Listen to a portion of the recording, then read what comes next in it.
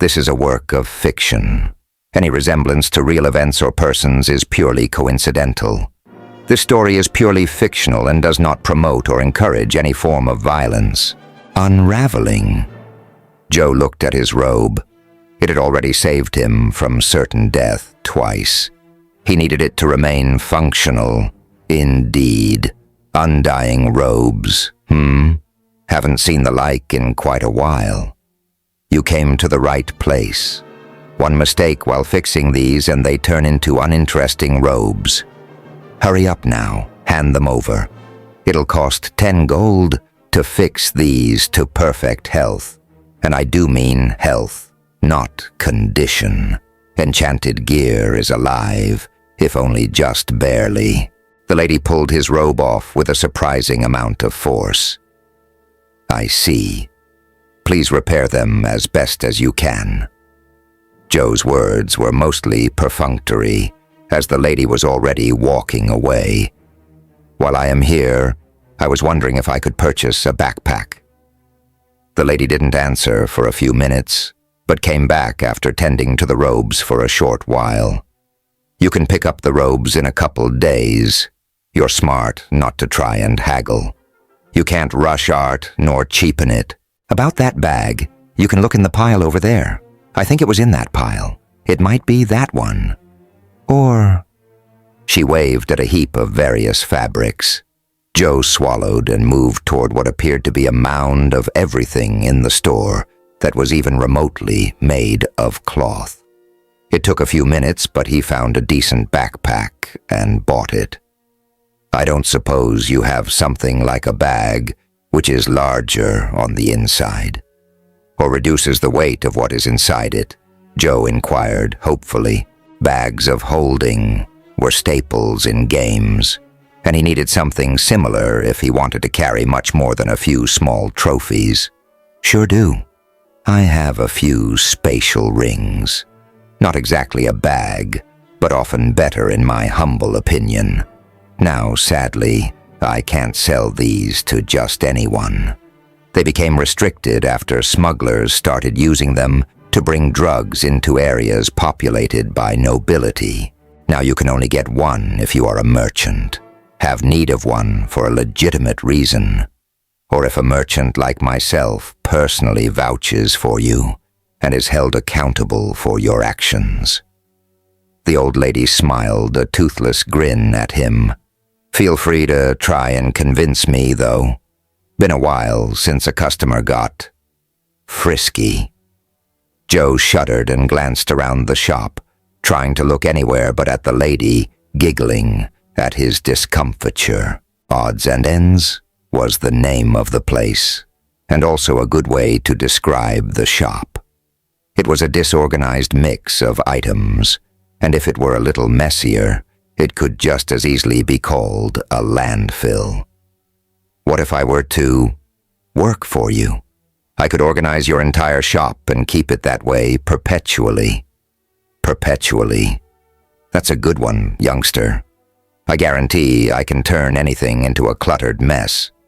She thought a moment. How about a bet? If you can make it happen, that would work for me. I'll admit, business has been slow. Not too many people feel like sorting through bins in order to find what they're looking for. Lazy bums. If you can't do it, you work here for free for a week. Deal. Joe was quick to accept the bargain, though privately he thought that the term lazy should perhaps be directed at the shop owner who didn't bother to organize the goods in the first place. He bought a bag and a few jars from her, then stepped outside. Hurrying back to the smith, he collected the silver wire and ordered the same amount for pickup tomorrow. He also bought a skinning knife and asked where he could find monster cores. The smith laughed in his face. Cores? You better hope you've got deep pockets, lad. You can try the alchemist, mercenaries, or the mages' college. Laughs. He was still laughing to himself as Joe walked away. Joe decided that the alchemist was the person to talk to first. He walked into the shop and had to cover his mouth to keep from being sick. The potent chemicals, along with his better-than-average sense of smell, made him feel ill instantly. "Can I help you? You gonna be sick? If so, step outside, please." A man who appeared to be Joe's age stepped into the main room, looking only mildly concerned about Joe's health. "I'm fine." Joe coughed, trying to clear his airways. He started to breathe through his mouth in order to give his nose a rest. "I am looking for monster cores. I need 2 low-grade cores for a project I'm working on." "2? You sure are ambitious. I can get them for you, but they will cost 30 gold each." The man spoke in a soft monotone, as if he were trying not to wake up a small child. Joe almost choked at the insane price quoted. That was the equivalent of $300 apiece. "Is there any way to get them a bit cheaper?" "Yes." "Oh. How?" "By going elsewhere." "Oh." Joe tried again. "If I can get them cheaper elsewhere, why do you sell them at higher prices?" The young man smiled gently. "You can get them from mercenaries for as low as 25, if you don't mind waiting a few weeks.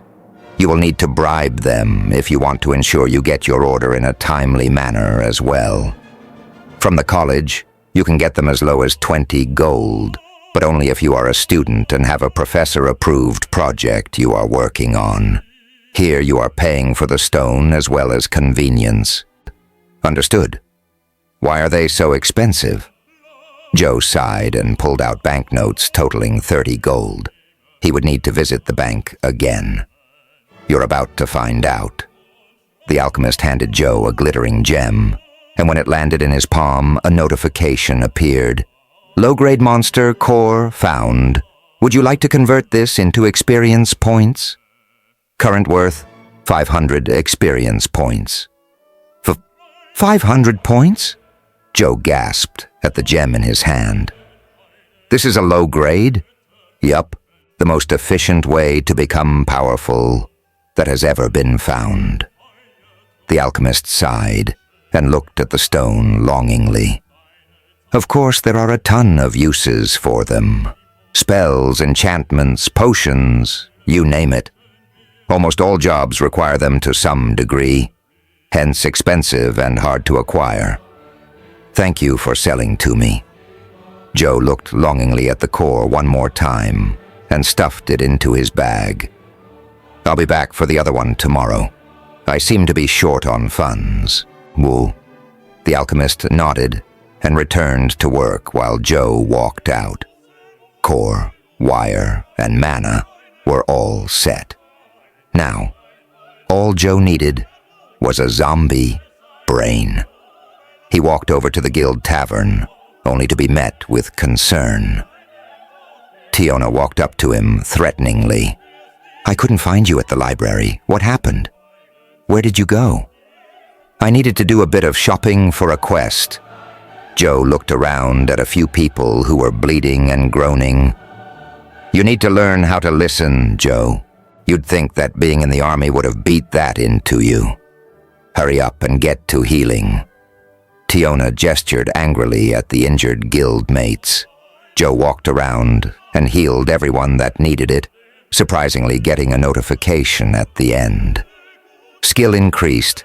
Lay on hands, Novice 2. As Lay on Hands is a variant of Heal, the skill Heal also gains experience as this one does. Skill increased. Heal, Novice 2. Joe was filled with a nimbus of silver light, and a euphoria not unlike leveling washed over him. He wasn't washed or healed, but his mind felt refreshed. Tiona watched him and grinned faintly as she remembered the feel of increasing your skills. "All right, I forgive you. Just be glad no one died when they were expecting help." "Sorry, T." Joe grinned at her a bit nervously. "Would you do me a favor? Don't try and give me nicknames. What do you want?" Tiona's voice contained a warning growl. "I need 2 undamaged heads from the zombits." Joe held up his hands, as she started to protest. "I'd go do it myself. But I doubt you want me to go out while the guilds are fighting. I need them for quests." Tiona perked up when she heard the word quest. "Are these quests where multiple people can be rewarded, or?" Joe shook his head. "They are preliminary profession quests, so unless you want to be a scholar, I don't." "Hard pass." Tiona shuddered with great exaggeration. "You owe me one. But I'll go get your zombie heads. Wait here, and don't go wandering off again, or I will beat you with a rotten rabbit." It took almost 20 minutes, but she came back with 2 heads that were dripping fluids. Tossing them to Joe, she commented, "Harder to keep intact than they should be." "I just need the brain intact," Joe mentioned offhandedly as he pulled out his new skinning knife. His health suddenly took a hit. "Ow, it bit me? Still technically undead. Also the brains, how are you planning to store them?" Tiona seemed interested in the process and came closer to watch. "I have a couple jars." Joe healed himself and pulled out the glass containers, setting them to the side. "Should put them in water or something, a preservative if you want them to last for any length of time." Tiona's words brought Joe up short, and he cracked his knuckles as he rethought his class choice once again. Ritual magic took forever to prepare. "Could you ask the kitchen if they have any oil I could buy?" Tiona came back a few minutes later and filled the jars with unused olive oil. Joe looked at the cloudy fluid. Then, in a fit of inspiration, he cast Cleanse. The magic swept through the oil, pulling out small particles which had mixed into the oil, such as dust. "Didn't think that would work. Neat." Joe cracked open the skulls as gently as possible, treating the brain like a barely boiled egg. The brains plopped into the oil, sinking about halfway before floating. "All right, all done." "What are you doing on my table?" The barkeep was suddenly looming over them and looking at the mess of fur, rotten meat, and fluids that were on the previously clean table. Joe and Tiona had to clean and scrub the table or risk losing reputation for their guild. The entire time, Joe looked apologetic while Tiona glared at him ferociously. He had a feeling that he was going to regret having her help him. When they were done, Joe informed her that he would be going to the odds and ends shop, then back to the library, just in case the guild needed to find him in a hurry. Almost running away from the tavern and the wrathful Tiona, Joe quickly entered the shop and began looking around for a good place to carve the symbol that was needed for the ritual. After looking at a few possible locations, he decided that the carving would have to be either on a shelf or the floor. Determining that it was unlikely that the floor would move, he pushed a shelf out of the way and started cutting into the wood. Luckily, the symbol was fairly basic, just a star bounded by a double circle. His lack of dexterity started to come into play, and he cut himself 3 times, also ruining the symbol again and again. When he was finally able to make a passable version after the 3rd try, he wiped his brow and walked across the store a few times to judge how much wire he would need to provide. Thanks to the perks of his class, he should be able to get away with putting in half as much silver as the ritual required. Joe piled all of the wire, the core, and the brain onto the carving. Since this was a simple ritual, he needed no chanting or complicated movements. Only an influx of mana was required. He touched the place on the outer circle which the book called the activation sequence and tried to begin the ritual. Mana poured out of him when he got the activation correct, a feeling similar to bleeding heavily. Joe began to feel tired, then drained, finally exhausted. 3/4 of his total mana pool was required, and he had never needed to use so much at a time before. He was panting heavily and almost ready to drop. But the ritual seemed to have worked. This was confirmed a moment later as the components vanished, leaving behind a jar of oil and a much depleted core. Ritual Little Sister's cleaning service created. Area of effect. Radius of 40 feet. Components used. Silver wire. Low-grade monster core. 49.9%. Poorly preserved zombie rabbit brain. Once active, this ritual will last 3 years. The poorly preserved brain has added 2 years to the ritual's length. Due to the brain coming from a weak zombie rabbit with poor processing ability, organization will proceed at speed slow. Activate now? Yes? No? So using better quality materials than needed would make the ritual more potent. Good to know. Joe selected yes, and the ritual circle brightened for a moment before fading. He put the oil back in his bag and grabbed the core. He smiled as the bright gem offered him experience points, then put it in his bag as well. Turning around, he walked to the counter and smiled at the ancient lady. That should do it. Your shop is being organized as we speak. When will it be fully organized? The lady questioned with a sweet smile. Most likely tomorrow. Joe ducked as a pair of boots flew over his head. The ritual was working. Then come back for your reward tomorrow. She cackled at his disgruntled look. Anything else, young'un? Yeah. Do you have any ornamental bookends? Joe purchased 2 sets of wooden bookends, hoping they would go unnoticed in a library. He left her shop and walked over to the alchemist's laboratory. The calm-faced alchemist looked up as Joe walked in, raising a brow at his return. I didn't expect you until tomorrow. Come for another core already? Goodness me, you must be making money hand over fist. No, but I like that you think highly of me. I was wondering if you had any preserved zombie brains. I'm not too concerned with what they are from, but the more intelligent they were, the better. Joe tried to hide his exhaustion behind a smile.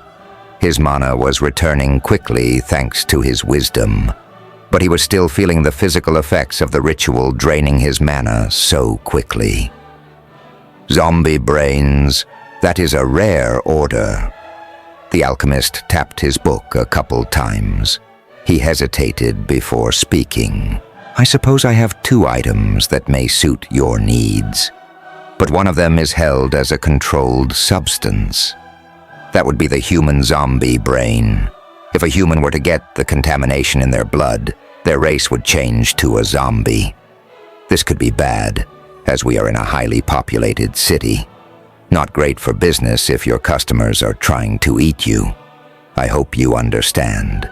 The other brain is from a bear, and you can walk out with it as long as you agree not to feed it to any bears. Is that acceptable?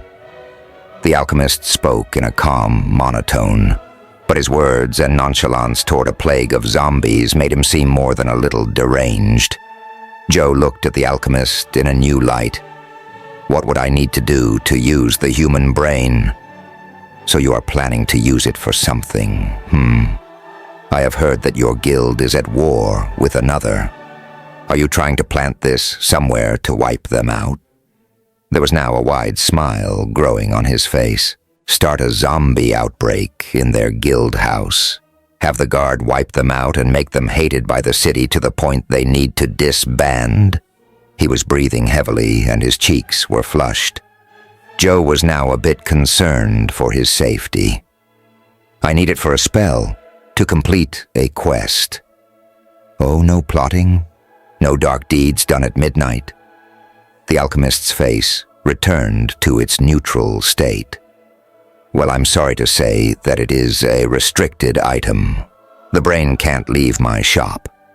That's fine. Joe's voice broke. This man was really throwing off his expectations and making him uncomfortable. If I can use it here, can I buy it? 50 silver. My name is Jake, by the way. Thanks for asking. Jake the alchemist seemed to find pleasure in seeing Joe's face flush. I need to make some preparations. Joe pulled out one of the bookends and started the process of cutting a symbol into it. His first 2 tries failed, but the star and a double circle slowly took shape on the 3rd set. When it was finished, Joe wiped the blood from his sliced fingers, piled the half-used core and silver wire onto the ritual circle before looking expectantly at Jake. Money first. Jake held out a hand. Really? That was the holdup? Joe chuckled and handed over the silver. Hadn't he had plans to save money for a long time? Well, it needed to be done, and there was plenty more in the bank. Jake handed over a glass container with a brain in it, and Joe read the information that appeared when he tried to examine it. Knowledge check failed. Failure overridden due to being in a shop, and the data has been provided by shop owner. Zombie brain, human, perfectly preserved. Spell component, ingredient, forcible. Race change item. Not a lot of data, but at least it got the point across. Joe added it to the pile of items on the circle and braced himself. Taking a few calming breaths, he put his hand on the activation area and started to inject mana into the system.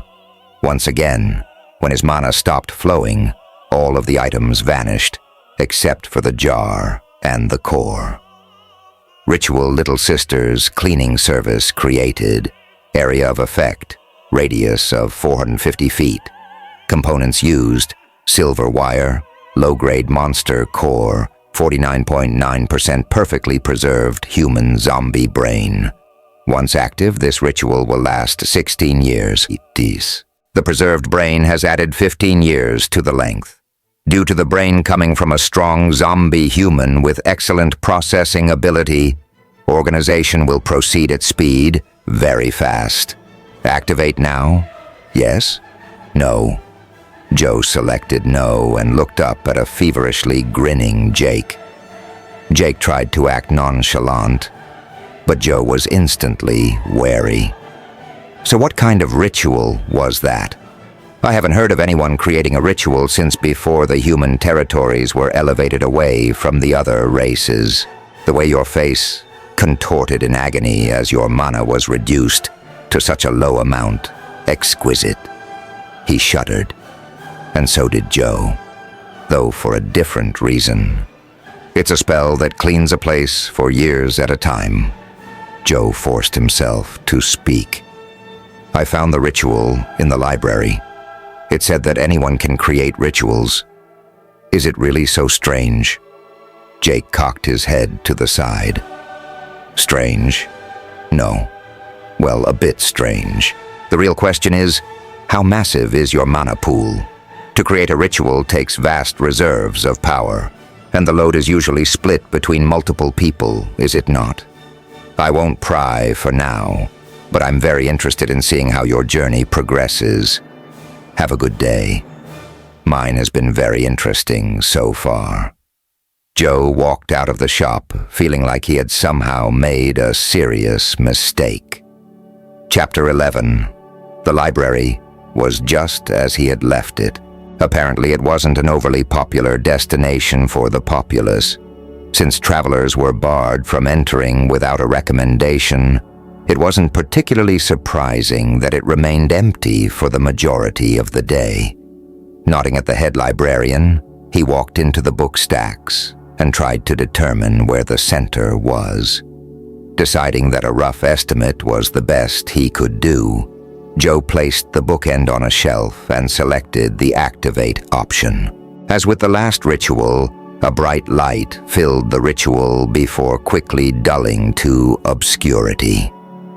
Joe picked up the Book of Rituals, deciding to go through it a bit more carefully while he waited.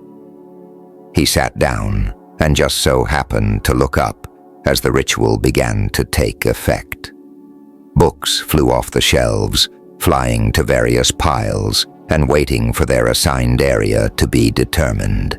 As the area impacted by the ritual grew, the air became clogged with flying, leather-bound books. Joe was glad he was sitting, because he would have surely been hit at least a few times otherwise. For a few moments, he was worried. The books were old and moving very quickly. Would they become damaged? The answer appeared to be no, luckily for his health and desire to stay out of prison. Once all the books were off the shelves, a complex weave of moving knowledge was created. For nearly an hour, the books shuffled themselves and reorganized. At one point, the ritual tried to gently pull the ritual book out of Joe's hands, but the simple act of holding it a bit tightly seemed to show that he wanted it to remain where it was, so the ritual let him be. As more of the shelves were organized, the ritual was able to move faster. The last few books zipped to their new positions so fast that they would have damaged his hit points if he were in the way. A strangled yell came from the entrance and a few more books flew in. Uh-oh. Joe recognized a few of those. They had been in a pile on the head librarian's desk. The man himself bustled into the room, face red. He was about to shout in rage, but instead sputtered to a stop as he looked around at all of the neatly organized shelves. Oh. He turned on Joe, who did his best to look innocent. I found a very efficient way to sort and order the books, is all. I made sure that nothing got damaged. Joe smiled happily at Boris, who was grinding his teeth in fury. This quest was supposed to show me your determination and help boost your skill in reading, Boris muttered unhappily. No one has ever actually sorted the entire first floor. That should have taken years to do right. So are you saying that I am actually the very first person to complete the quest correctly? Joe watched the reaction of the librarian closely. Boris's face was squirming, his eyelid was twitching, and he looked like he had eaten something rotten. First, how did you arrange everything? I need to make sure you did a satisfactory job. Rolling his eyes, Joe moved to a shelf. The effect I created is based not only upon intent, but the actual formation of the spell pattern. Since this is a fairly specific job, I made sure to include instructions for the sorting and placement of the books. First, they are ordered by content and color. Then, if they are a similar subject, they are grouped together. I had to do it that way, since very few of them have an author, name, or title, which is why the color of the book is taken into account. At least that way we can always find the book in the same spot. Just look for where its color should appear on the gradient. Always? You don't mean to tell me that this is an ongoing effect? Boris pulled a book off the shelf and placed it on the table. It didn't move, so he glanced up at Joe, then down at the book. Doesn't look like it. Well, you are using the book. Joe smiled at Boris, who looked a bit confused. Are you done with it? Sure. Boris flinched as the book zipped back to its position on the shelves. He stared at it for a long moment. How remarkable. How long will this effect last? 16 years. Boris coughed dramatically at Joe's words, collapsing into a chair and looking at Joe as if he had kicked his dog. Years. Boris grabbed his beard and pulled on it. Well, I can certainly see that you don't do things with half measures. I suppose this shows your dedication and determination. I can't imagine this was easy to do. Your reading skill will likely stagnate unless you use your own time to enhance it. But that was simply a fringe benefit of this work. I judge your task complete. Boris had his eyes closed as he said words that no other librarian had ever needed to utter for this particular task before. Quest complete. Footsteps through History 1. Where others follow the footsteps of the old masters, you create your own legacy. Hidden requirement met. Quest completion above 100%. Calculating rewards. Reputation with scholars, plus £1,000. Profession experience, 500, held until profession unlocked. Skill points, plus 2. Intelligence, plus 1. Spectacles of the scholar, held until profession unlocked. Experience, 1,500 from quest, 500 from completion of hidden requirement. I'm going to be a laughing stock. People are going to think that I cheated to let you complete this quest, Boris muttered darkly, tugging harder on his beard. Neither of us cheated, Mr. Boris. Joe shook his head. In fact, it is only due to the knowledge I acquired while sorting these books that I was able to complete the quest. What? How? Boris shot to his feet and looked like he was ready to grab Joe and shake the information out of him. I found a book on rituals while sorting and was able to complete one of them. It sorts and organizes items, Joe explained carefully. There was a magic grimoire in here. Boris seemed disturbed by this revelation. Can't let the Mages College know about this. I have no plans to be sanctioned. Where is it now? Here. Joe handed over the book, and Boris grabbed it and flipped through the pages. You used these? That's... Boris took a deep breath. Ridiculous. This is an exaggerated primer on rituals designed to show how inefficient, wasteful, and useless they are. Here, take it with you. I don't want it in my library. Just don't mention to any mages that this is where you got it.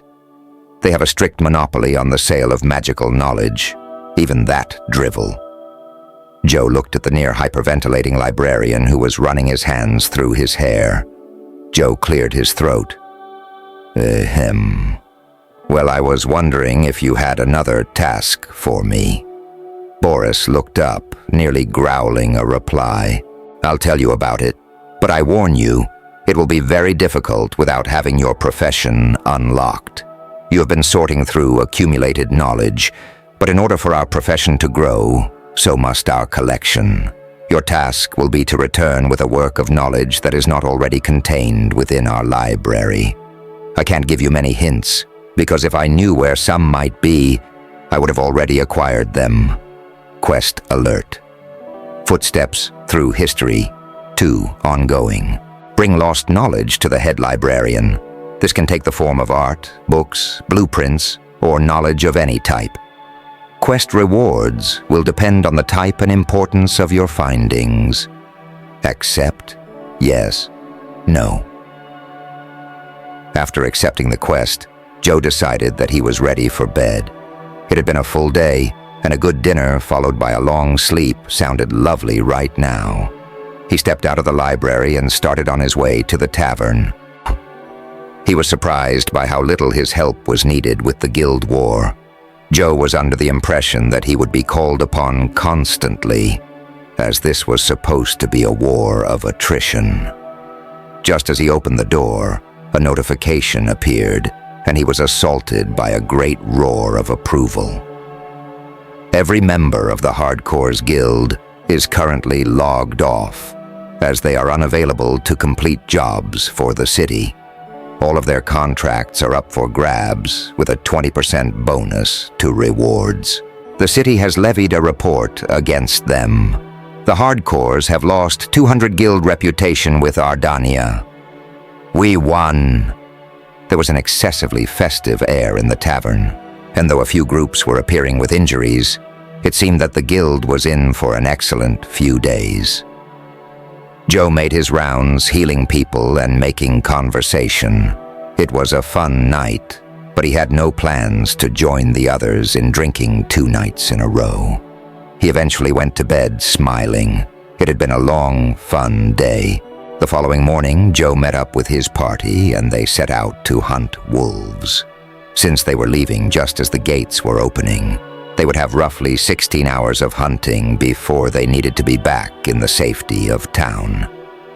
They were able to set a quicker pace today because Joe found that as long as he walked with a spring in his step, he could spend a point of mana per step to allow himself to move faster. He laughed when the others looked at him strangely, but he didn't bother telling them that the secret to moving further than he should be able to was due to the fact that he was skipping.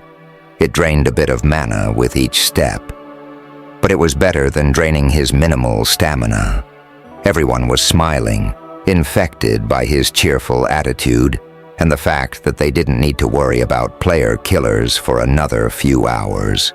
As they arrived in wolf territory, Joe decided that his goal today was to finish his quest to heal half of the damage done in battle. With that in mind, he made sure to stay out of the wolves' line of sight. Teona had taken a few minutes to explain how aggro worked. Apparently, it was a little different than other games. Pack animals, such as wolves, would try to take out the weakest link first, and that meant Joe almost exclusively in this case. If he were well protected, the attacks would usually focus on whoever did the most damage or generated the most threat. Healers were apparently still on this list, since they were a triple whammy of delicious for wolves. Physically weak, and each spell cast was flashy and caused the animal to focus its attention on him. Teona took to using Joe as bait, luring the animal into attack, before suddenly closing ranks and wailing on it from multiple sides at once. Feeling a bit put out that his best purpose in the group was to attract salivating killers, Joe stayed silent for most of the day and simply worked to heal people whenever they became injured. As the day of grinding was winding to a close, Joe finished his quest and looked over the messages he had been ignoring. Experience, 420. Wolf killed, times 35. You have spotted 5 potential ambushes before they were sprung. Perception, +1. Quest complete. Playing your fake role, 1. You have done well. The life of a chameleon may be exactly what you needed. Reward, title. Ema Healer. His wear gained 10% bonus experience when you heal at least 50% of the damage done during combat. Experience, 600. Quest alert. Playing your fake role, 2. Set another class as your active class. This quest will be updated after doing so based on the class chosen. Joe was bathed in golden light and lifted off the ground. His team gathered around him closely, able to receive some select benefits of Joe's level up, namely becoming clean in an instant. The euphoria zipped through him, and a wash of light exploded outward like a supernova. Fully clean and cheerful once again, Joe decided to allocate his characteristic points immediately. As much as he wanted to boost his physical stats, he had to be realistic.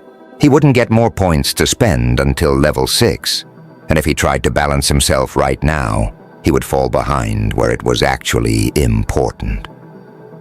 Joe placed 2 points into intelligence and wisdom and spent only 1 of the precious points on constitution. He accepted the changes and felt a slight spasm as his body adjusted to its new levels. Opening his character sheet, he looked over his new stats. Name, Joe Ema Healer Isware. Class, Cleric. Actual Ritualist. Profession, Locked. Level, 3. Experience, 3023. Experience to next level, 2977. Hit points, 50 out of 50. Modifier, 50, plus 10 per point of constitution over 10. Mana, 500 out of 500. Modifier, 12.5 per point of intelligence, plus 100% from deity. Mana regen, 5 per second. Modifier, 0.25 per point of wisdom.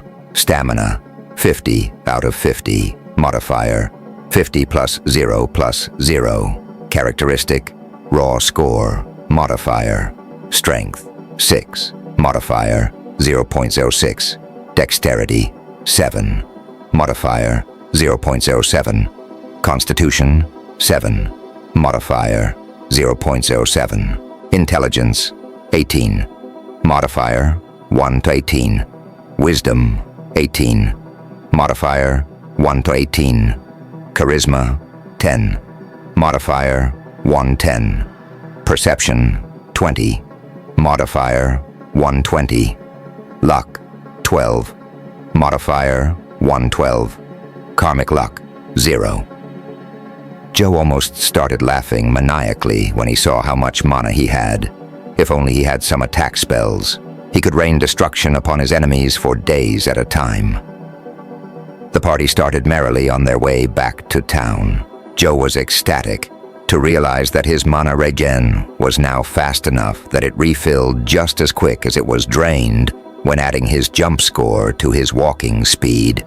It wasn't a fix for his terrible constitution, but it helped him to be less of a burden on the team as they strolled along. The joyful attitude and good cheer of the group started to dissipate as they left the tree line and the city came into view. A thick column of black, oily smoke was rising into the sky. They increased their pace, which left Joe winded and lagging behind them. Passing through the gates, they skidded to a horrified stop. The tavern they had come to love and see as a home away from home was engulfed in an inferno. Members of the guild were running around trying to find a way to help, while the guild leader was directing them and inquiring after the tavern owner. No one had seen him or his family, who lived in a room connected to the kitchen. Fearing the worst and unable to douse the flames, the Wanderers Guild was forced to watch, wait, and do nothing. Chapter 12. A somber mood had settled over the area, and the Wanderers Guild was now scrambling to secure housing for the next few days. Joe wanted to help, but realistically, there was nothing that he could do. Deciding that becoming more prepared was the way to move forward, he started his journey to the odds and ends store to get his rewards, as well as to get his robe returned. A short walk allowed him to reach the store's entrance, where he had to wait a few minutes for the line to dissipate enough for him to enter. As Joe stepped through the door, the shop owner's eyes snapped to stare at him, and she pointed a wavering finger at him. You did this? My days were nice, dull, and I didn't have to interact with many people. Look at this place. There are people everywhere. I might need to restock. Restock? I haven't had to order more goods for a full year. Get behind the counter and mind the till. Quest alert. Attack of the extroverts. The Odds and Ends store has had a 1,000% increase in sales in the last hour alone. The shop owner demands your help in dealing with the customers. Rewards, variable. Refusing this quest will reduce reputation with the Odds and Ends store by 500. Joe read over the quest notice, quickly accepting it and getting behind the counter to help with sales. People were going through all of the neatly organized items and finding prices better than anywhere else in the city. Clothes, bags, weapons, trade goods, specialized tools, all of it was labeled with a price that was a year old. Whereas most other stores had slowly increased the cost of goods as demand went up, this store had not needed to bother. It took a few hours, but the store was nearly cleaned out. Word had gotten out about the low price point. As night approached, even the people that had been out hunting cycled through.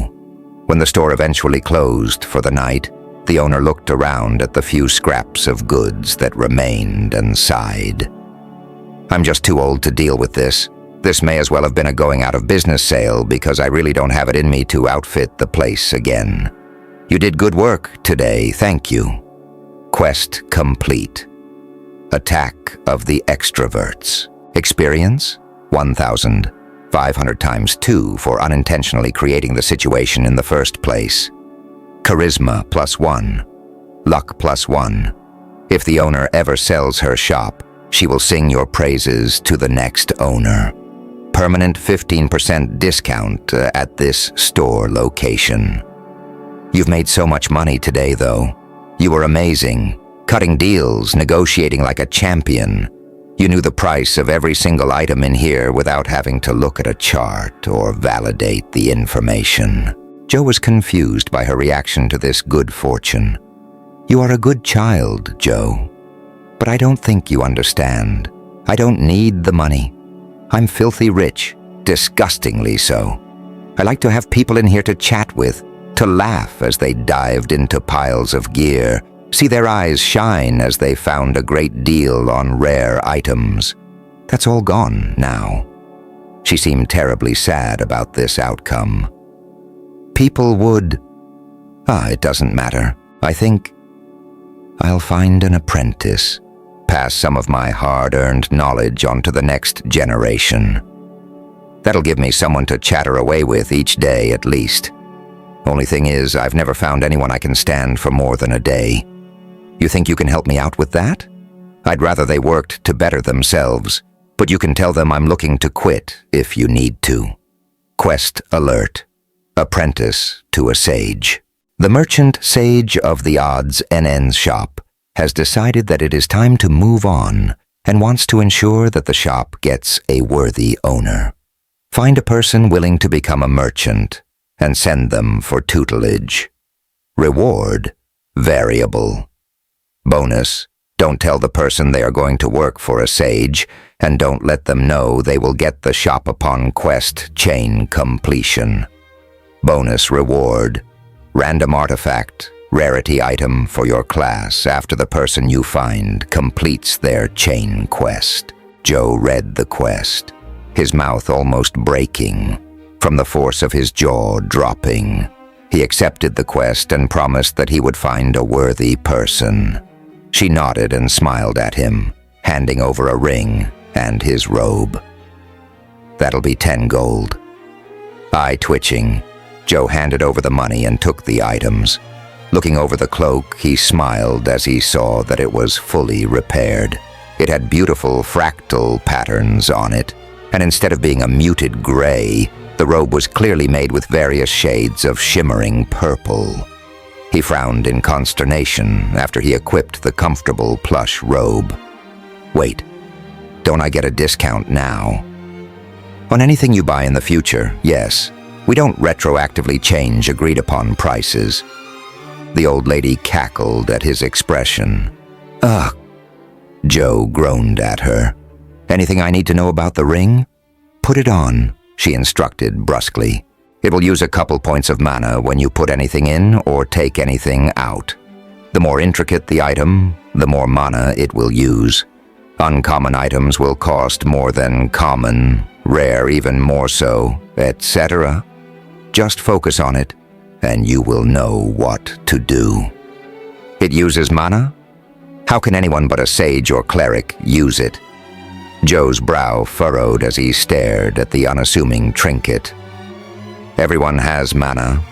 It is just that not everyone knows how to access it, the older woman declared with a snort. Why do you think that anyone can go to the mage's college and become a mage with enough effort? When a person reaches their 10th level, they will automatically have access to their mana. That's when they rank up and specialize, after all. Rank up? Specialize? Joe's ears perked up like a deer hearing a twig snap. Well, of course. She seemed to be irritated with Joe now. How do you think we get people like... You have no idea, do you? When you get to level 10, you choose one of your classes to specialize in and rank it up to a higher tier. Yes, you can have multiple classes, but you pick one to focus on. Doing jobs that build your skill in this class will award class experience, similar to jobs at level 5. That is why it is important to know what you want to do in the future, so that the job you take will complement your class. Joe's eyes were wide. He needed to get this information to his guild. It would give them a huge advantage over time if they were able to get various or rare specializations. Could you give me an example of a specialization? Huh. What would help you? Oh, not dying is always good. Let's talk about assassins. The old lady smiled grimly at the constipated look on Joe's face. Yes, not a fun topic. At level 10, a rogue, thief, or other unsavory type can find a class trainer that will admit them into the rank of the assassins. They become even stealthier, and their blows change toward devastating. As they complete jobs, and their class experience reaches the 10th level, they can specialize again. Here they are released from their contract with the assassin guild that trained them, and they have a choice. They can become a death adept, a free blade, or a temple assassin. Her face darkened. Unless you are at the same class rank or higher, you will never know when you are targeted by them. You will simply die. There are some steps you can take to avoid this fate, though. A death adept stays with the guild that trained them, carrying out brutal assassinations that are designed to send a message to others. A free blade is guildless and able to take any contract offered to them. Glorified mercenaries, but still dangerous. A temple assassin is, as the name suggests, taken by a temple and sent to hunt down heretics and groups of the opposite alignment. As a cleric, you have the most to fear from them. Can they rank up after that? Joe's voice was a bare whisper. The slow nod of the merchant made his breath catch in his throat. Oh yes, twice more. The path of the free blade brings them into politics and low-ranked squabbles. They can become, for example, an assassin I mark, followed by the final class, the assassin politico. Politics, toppling empires, nothing is too difficult for them to accomplish. The death adept becomes an annihilator, then a king blade. They cut a bloody swath through any in their path, the need for stealth and secrecy left far behind. Her words slowed. I am a merchant, but that is only my job class.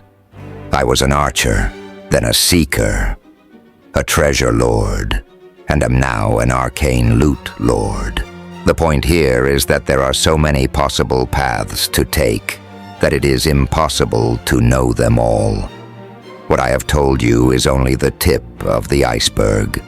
There are many unknown or hidden classes, and finding the requirements for all of them would be the work of a dozen lifetimes.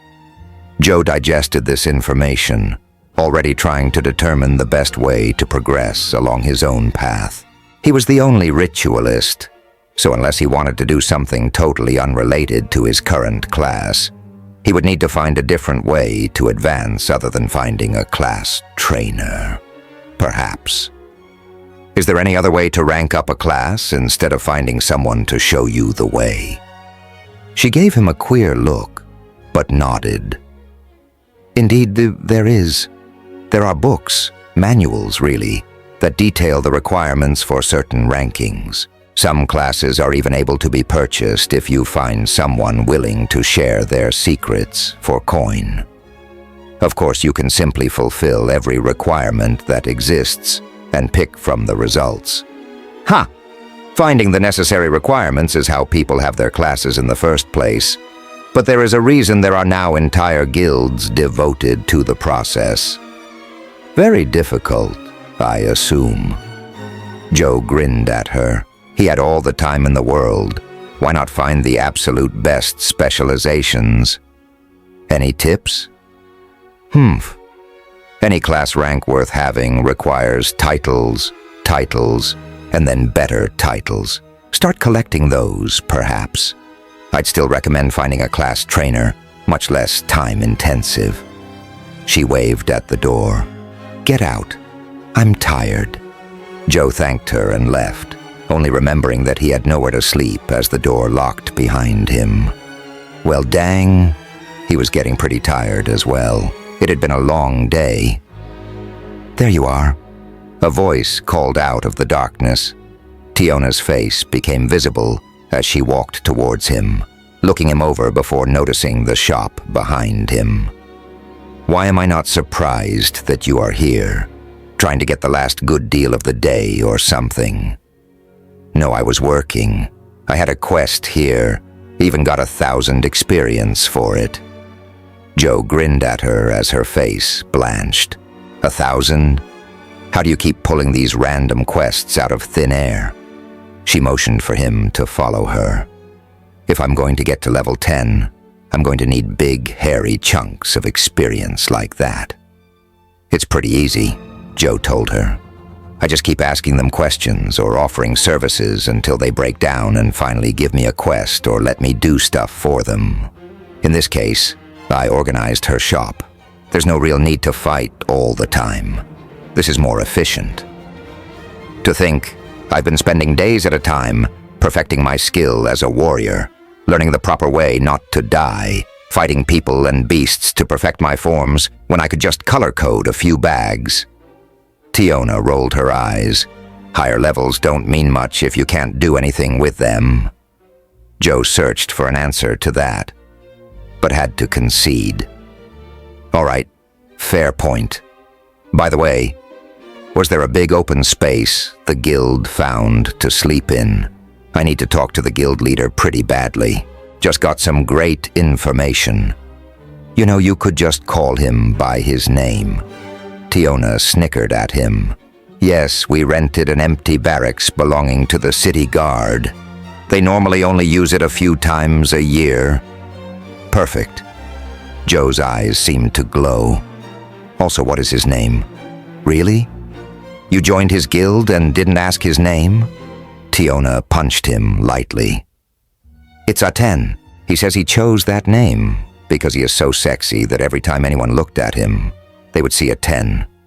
So it might as well be official." "Humble. Who in this game is humble?" "Another good point."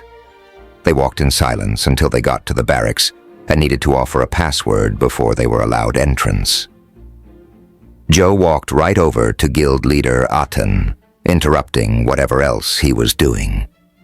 "I've changed my mind about the guild." "You want out?" Aten sounded quite disappointed. Joe wasn't the first person to want to leave after they had lost everything they had stored in the tavern. "No, I want in. You offered me a high starting position and good terms right off the bat. That's still on the table?" Joe was all business right now. His time making sales had not been wasted. "It is, but what changed?" Aten was pleased with this development. A permanent cleric was going to be a huge boon to the guild. "I got some new information. You have any of those contracts handy?" Chapter 13. Aten held his head in his hands. After granting Joe an officer position, he listened raptly to what he had to say. "Why have we heard nothing like this before? We all knew that the job we took would be important. But you're saying that if we don't find something that complements our future build, we may miss out on good specializations?" "Yes," Joe enunciated clearly. There were a few people taking part in this meeting, and all of them seemed shocked.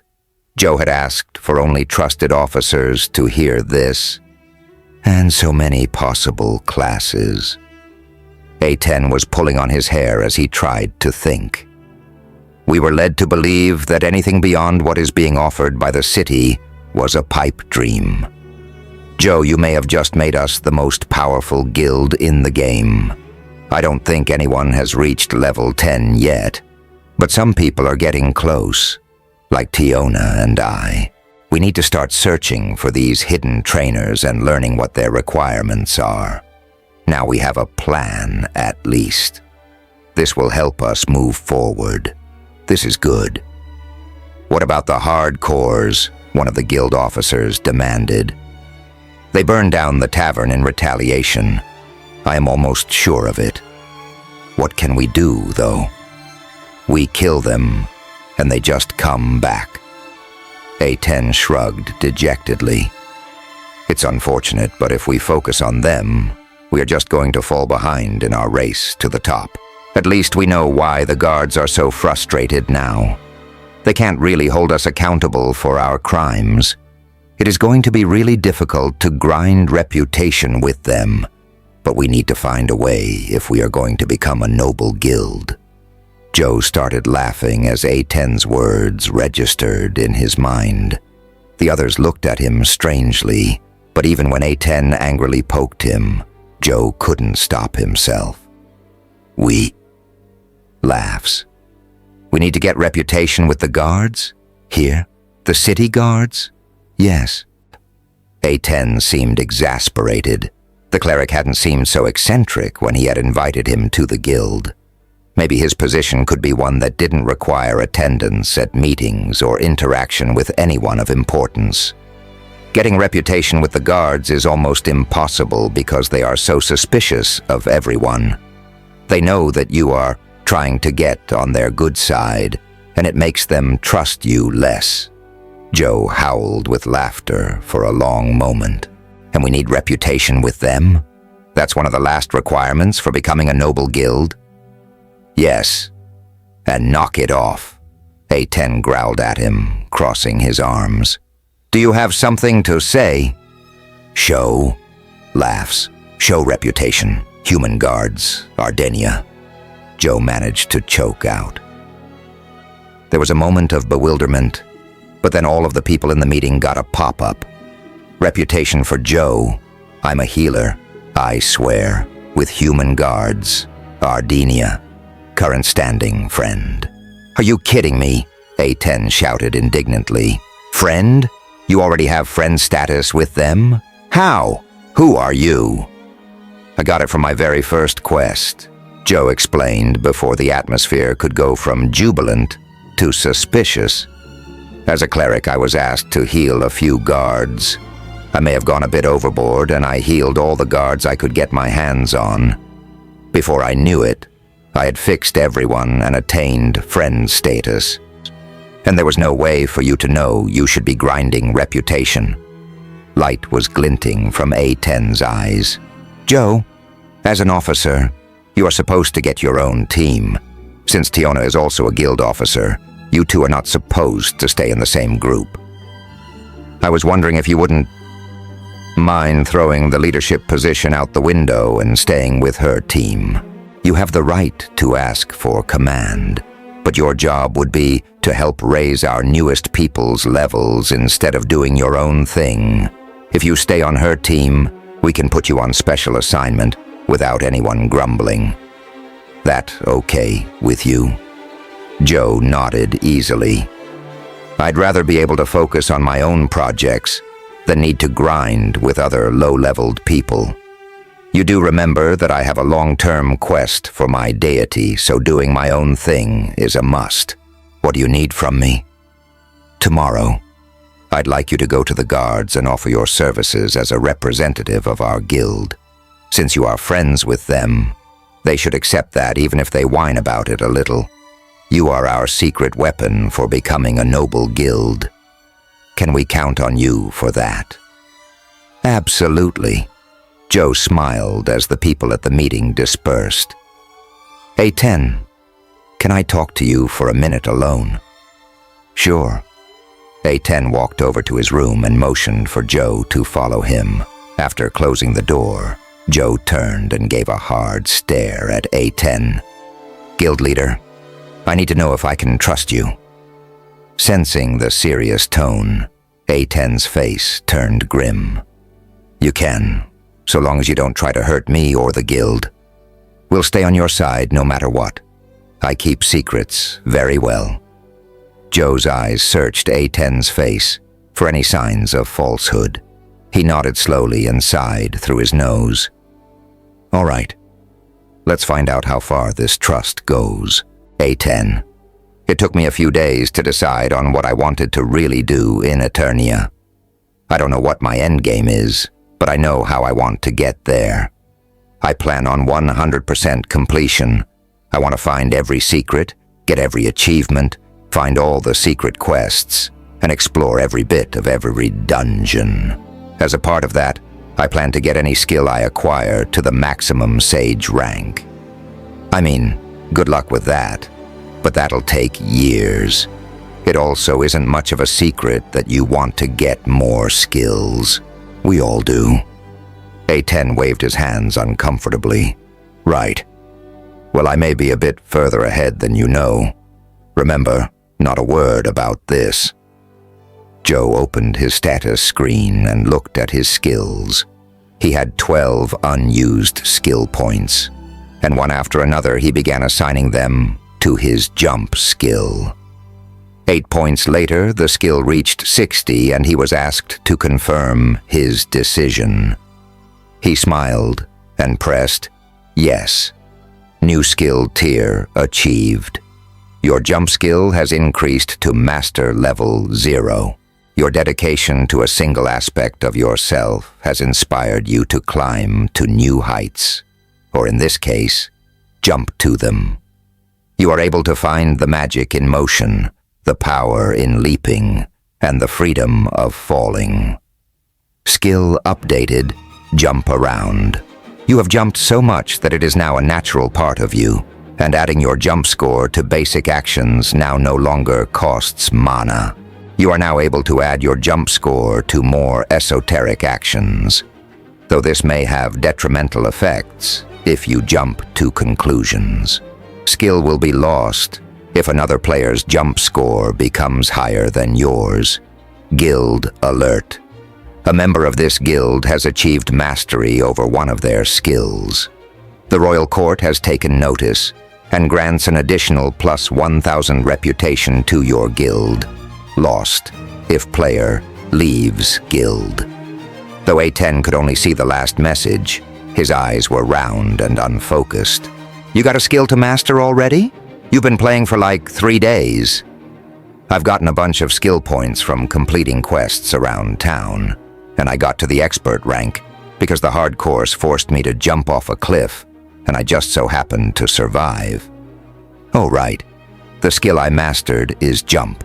I wouldn't recommend the experience. I was splattered all over the bottom of a cliff. I have an item that keeps me at 1 health point if I lose too much at once. So when I hit the ground and didn't instantly die, the system freaked out and boosted me all the way to expert rank, Joe explained to Aiton, who decided that it was a good time to sit down. You made it to expert rank by accident? Aten released a frenetic giggle, his eyes a bit crazed. Then the master rank from completing, what, social quests?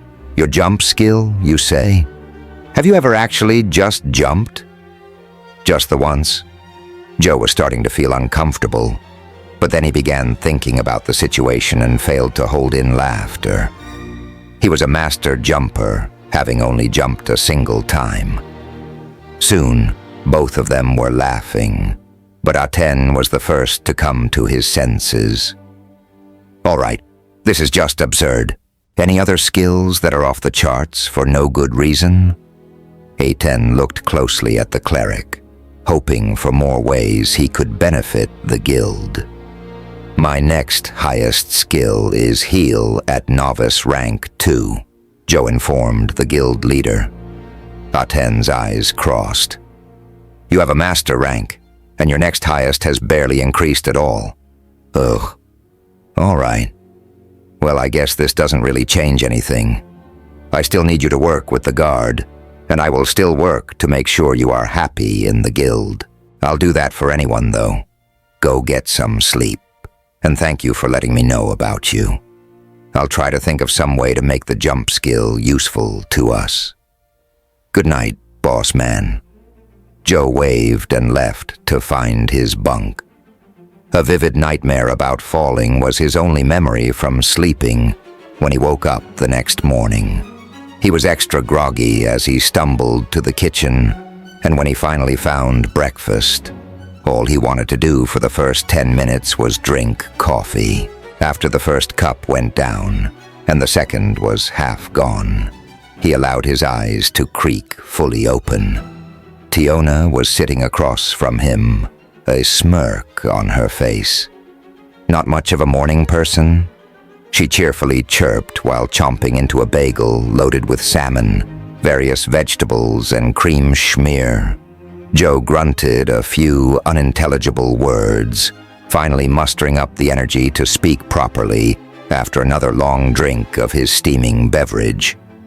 "It isn't usually this bad. I swear I slept. Just poorly. Dummy." Tiona tapped on her chin. Then her eyes lit up as she snapped her fingers. "Go into your status page, look at effects, and then the active effects page." Joe followed her instructions grumpily, staring through bloodshot eyes at the text in front of him. Active effects. Rested. After laying in a bed for 6 hours, no matter how poor quality, you were able to get some much-needed beauty sleep, plus 5 experience gained for 4 hours. Stinky. You haven't showered, bathed, or cleaned your clothes in several days. -2 charisma, temporary, somewhat mitigated by level increases. Addiction 1. Your actions have consequences. You are well on your way to developing a severe addiction to caffeine. Intelligence +1, wisdom -1 after drinking 10 ounces of coffee. 30% chance of headache after not drinking coffee for 4 hours. Gross. Joe scanned the active effects again, looking at the coffee in his hand, and reluctantly set it down. It says I'm rested, stinky, and addicted to coffee. Tiona smirked at him. Well, that explains it. If you had gotten a good sleep on a good bed, you would have well-rested status right now. Sleep poorly? A bit. It's only been a few days, but it's been pretty wild. Joe looked longingly at his coffee and sighed. Any showers around here? There sure are, Mr. Stinky. Her chipper attitude this early in the morning earned her a glare from several people around the table. They also have a laundry service, so you can get your clothes cleaned at the same time. Let's get going. You're going to need all of that charisma today. I hear you are assigned to buttering up guards. That's what I do. Pretend the guards are delicious bread. Joe grunted the best pun he could come up with as they moved toward the bathhouse. She looked a bit green after that one, though. After showering and getting into fresh, warm clothes, Joe certainly did feel better. Also, people stopped swerving away from him. He hadn't even noticed that they were doing that. Perhaps that was a side effect of lowered charisma. You couldn't see how your actions were impacting those around you. It did make some sense. Tiona walked with him to the training grounds that the guards owned and waved at him as he started his mission. Noticing some familiar faces right away, Joe went over to them and started asking how they were doing. Any wounds reopen? Any relapses or pain? Most of the people answered that they felt great, but a few had been injured recently. As Joe worked to heal them, the guard captain came over to see why the men weren't doing their training or sparring. What the abyss are you all standing around for? Criminals don't rest easy for one reason, because we are fit enough to chase them straight into a cell. Are you giving up on that advantage? You can't be a good guard and be lazy. Good morning, Captain. Joe interrupted as the red-faced man inhaled to continue his tirade. My apologies. I stopped in to check up on a few of the guards that had been more seriously damaged, and my inquiries became a bit too much. Huh? The captain looked over, apparently noticing the cleric for the first time. Oh, Joe, my boy. Good to see you. How have things been going? I'm sorry to say that I must get these men back to work. Please don't let me get in the way. Joe smiled and waved cheerfully at the guards as he turned away. You gents let me know if you need any healing. Always free for the people keeping the citizens safe. You have gained +100 reputation with the gods of Ardenia. 900 points to reach ally status. The captain followed along as Joe strolled down the training field. He glanced over at the cleric and grunted loudly. You look like you're after something. What do you need? Money? An introduction somewhere? No, nothing like that. Thank you, by the way, for that introduction at the library. You didn't have to do that, but I'm really glad you did. Joe waited for the captain to nod before he continued. I'm actually here because I joined a guild. No. Now we get down to brass tacks. They need something, huh? The captain seemed ready to slap Joe around for answers, high reputation or no, so the cleric quickly got to the point. Not quite.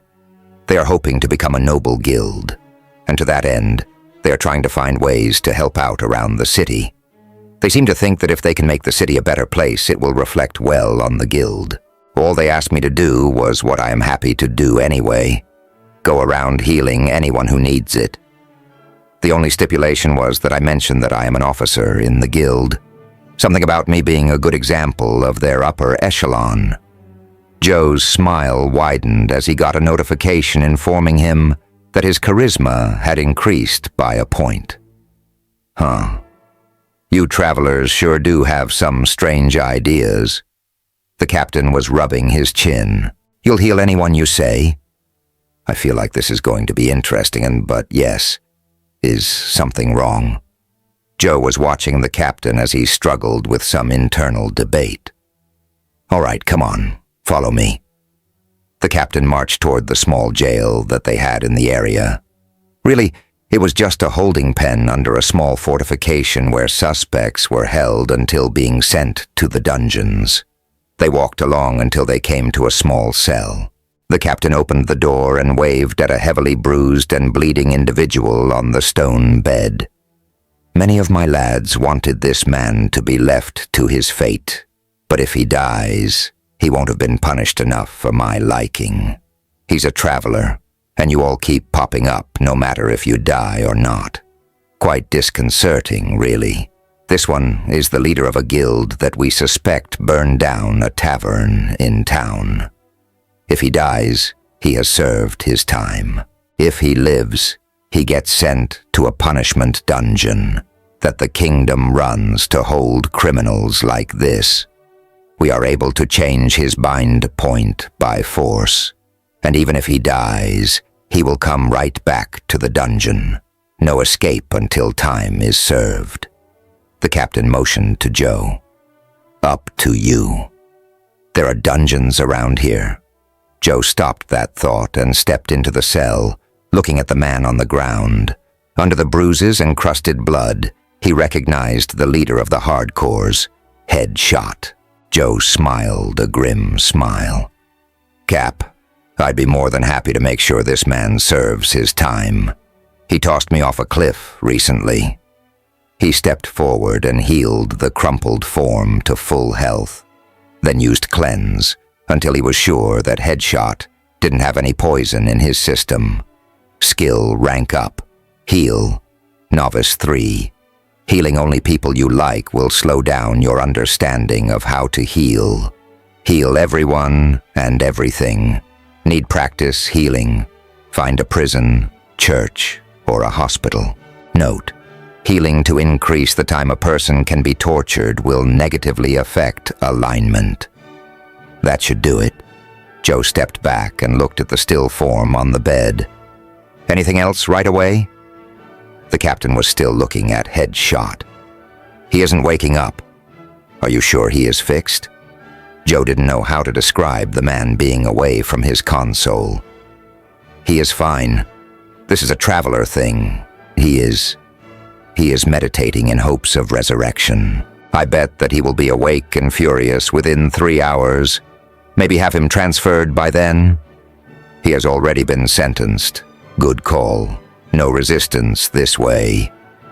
Nodding, the captain motioned Joe out of the cell and relocked it. You know, I am worried that he may come looking for you when he is released. I'm told you people are able to see the name of whoever hurts or heals you, unless they magically hide it. He must have been talking about the combat logs. Joe had a feral grin on his face. I think I'm okay with him knowing. He smiled as he thought of the lock of hair he had taken from the unconscious man. He had dipped it in Headshot's blood as well, and this would make it a powerful focus for one of the nastier rituals Joe had access to. Well, if you don't mind, I could use your help keeping a few criminals alive for their trials. I'd much rather see justice done and ensure we got the right person than have them die in custody. The captain grinned when Joe instantly agreed to help him. Quest alert. Living for justice, ongoing. Every day, people are arrested. Many of them are critically injured and will perish before trial without help. Some are innocent, most are not. You have accepted this quest. Rewards, plus 100 guild and personal reputation with the city guard for every person who survives their time in jail due to your efforts. Joe thought the reward was a bit high, but quickly understood when the captain informed him that everyone else that was captured was doing fine. And though they may be injured, they didn't need healing to make it to trial. So this quest would only pay out when the prisoner was otherwise fatally injured. Good to know. 100 reputation appeared on his status, so he knew that healing Headshot had already paid off. Where are you staying? The captain was walking toward the door. If we need your services, we'll send a guard over to get you. Ah, the Wanderers Guild is sleeping at a barracks building we rented, Joe informed him as they shook hands. Oh, that's the guild sleeping there. He rubbed his chin as he thought.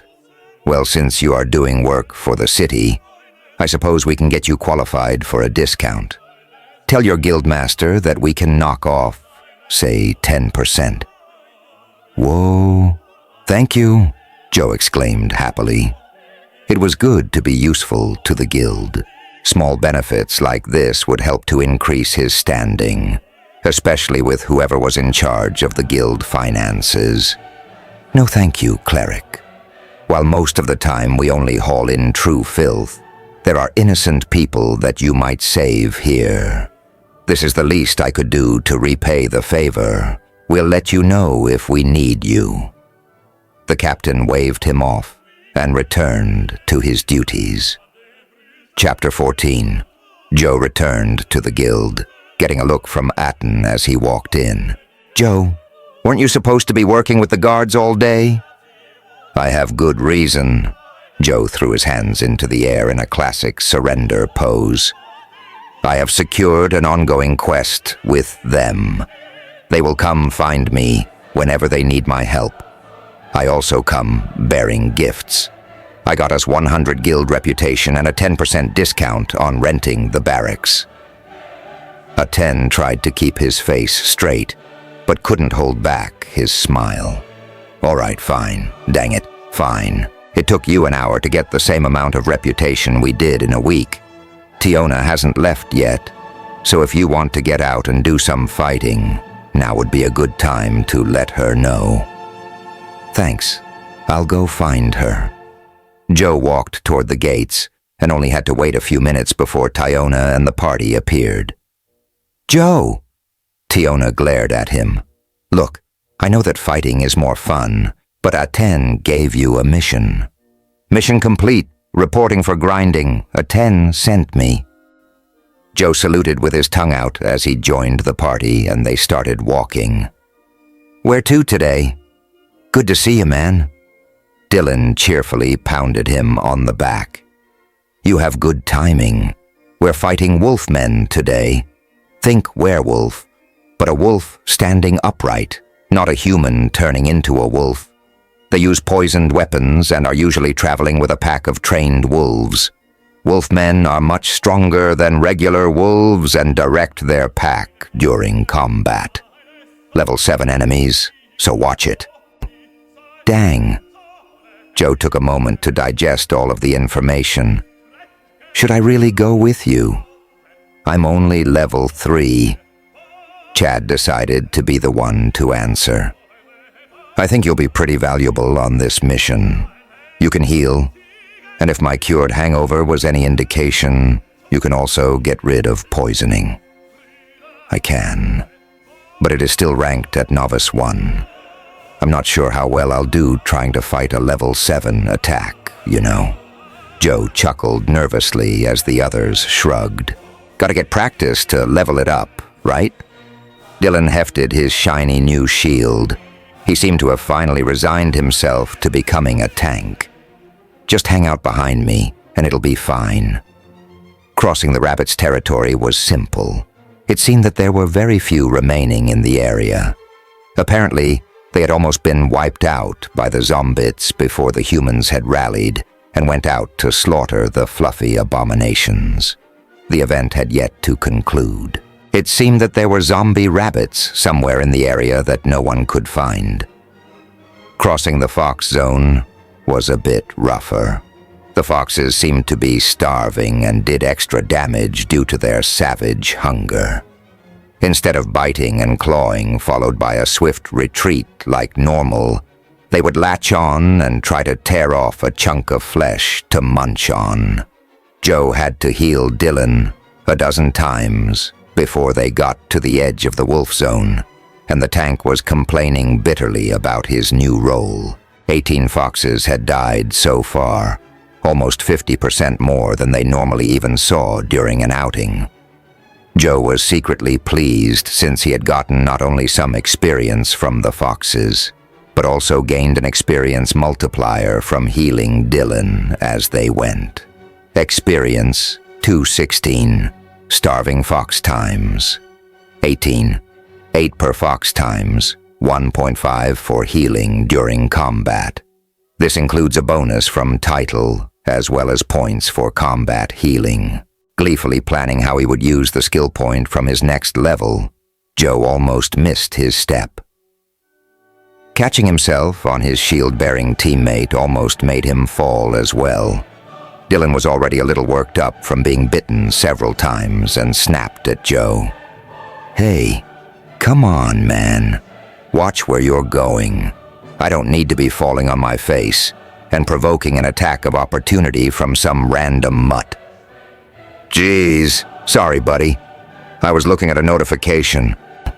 Joe took a step back and tried to pay attention to where they were going.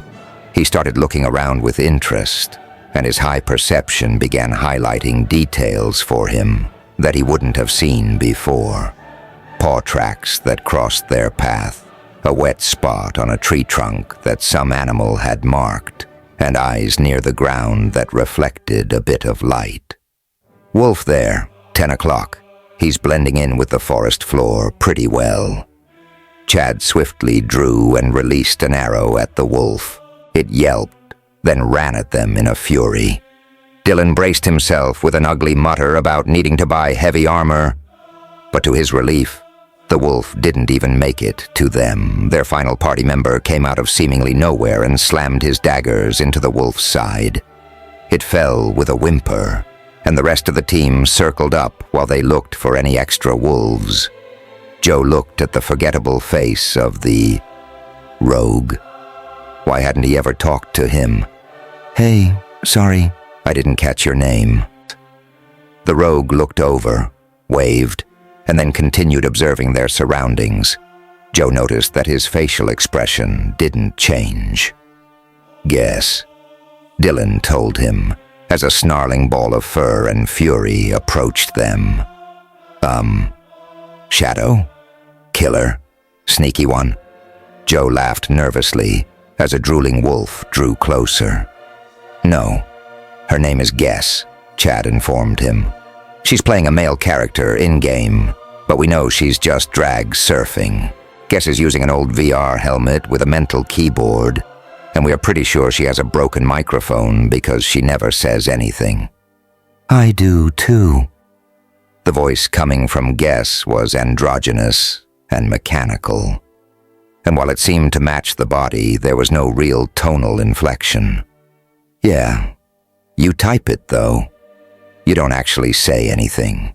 That's how we know you're actually a girl. You know?" Dylan bashed the wolf in the head with his shield, stunning it long enough for Tiona to skewer the creature. "Hey, I got a new skill." "Congress." Guess spoke mechanically. Ugh, dang autocorrect. I meant congrats. Yeah, democracy, Dylan. Chad chuckled as Guess made a rude hand gesture at him. Shield bash? No, shield mastery, Dylan told them as he read over his skill. Makes it so I can ignore a small portion of the damage that my shield blocks. Really good for fighting enemies that can knock me around. Good. You're slowly becoming an immovable object, Chad taunted Dylan. Good little meat shield.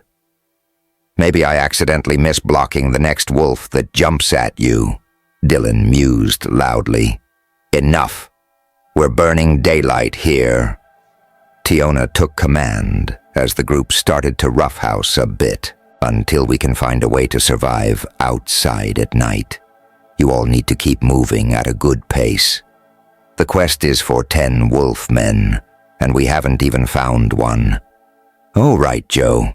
You need to be level 5 to get this quest. Sorry about that. Joe nodded and they moved along the path again. He dismissed the notification informing him of his 12 points experience from the fight and tried to search out any other trail signs or ambushes. It took nearly an hour of walking, but they finally began encountering wolfmen along with packs of wolves. Thank goodness. I was worried we were going to be wandering around the forest for the whole day. All right. Remember that the real prize from the Wolfmen Scouts is the antidote vials they have. They are really potent. We can sell that back in the city for up to 50 silver each. Hopefully, we won't need to use them if we do get hit. But remember that our lives are worth more than a little silver.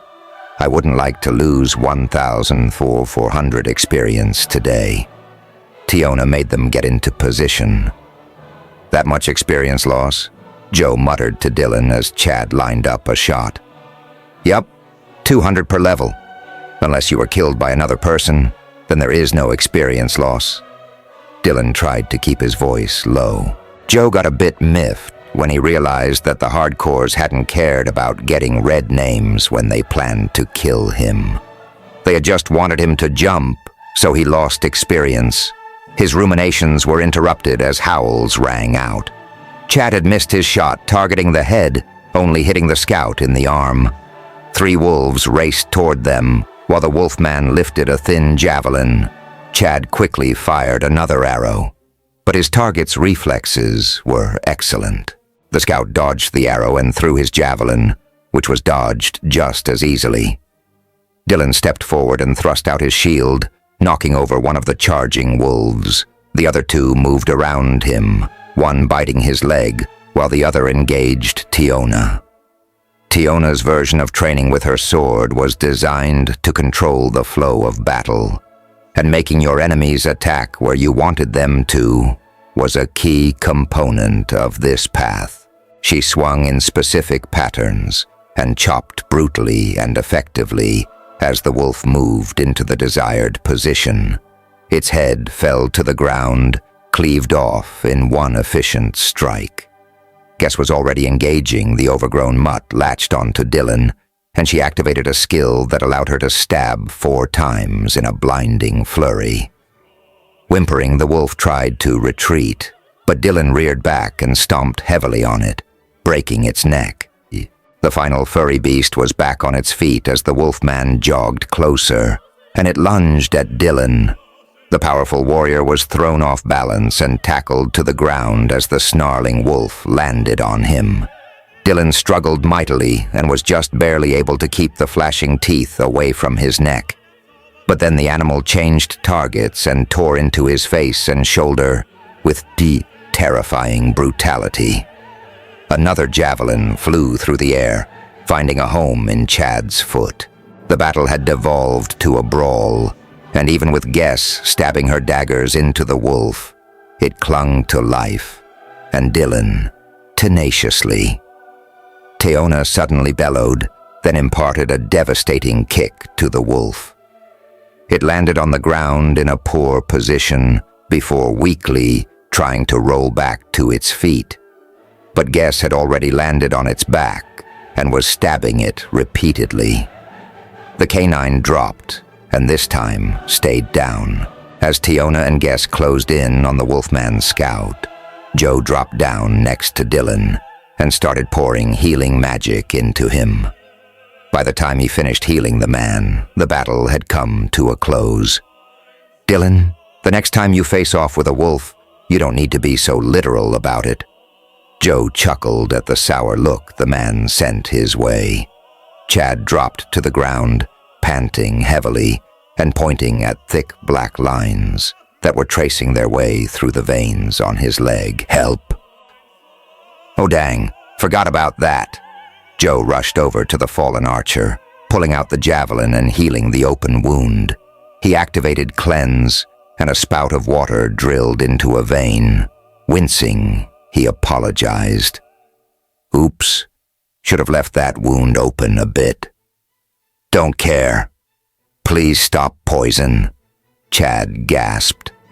Apparently this wasn't a happy little non-painful toxin.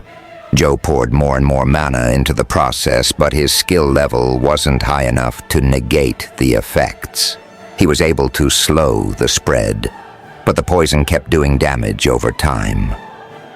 After 5 minutes of struggle, Tiona walked over and made Chad swallow the antidote that had been on the Wolfman's body. Joe reeled back. The sudden cure had created a bit of backlash on him.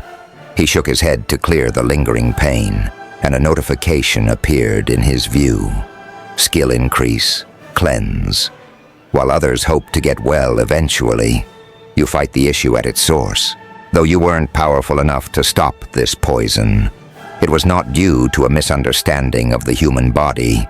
Your failure was simply because you had not needed to combat this particular damage before. Since you understand this process so thoroughly and have been able to prove it, skill has increased to Novice 9. Holy! Joe was flabbergasted.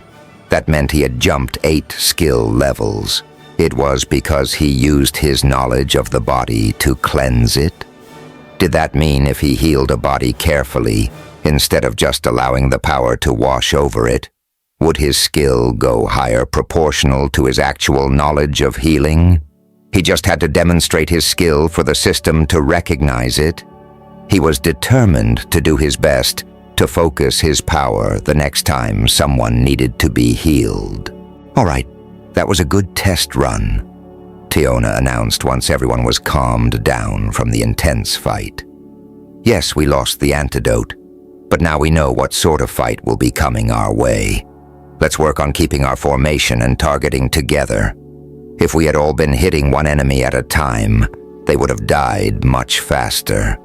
I was able to kill one right away with a lucky critical hit, but we all saw how hard it was to kill the one that knocked Dylan over. Sorry about that.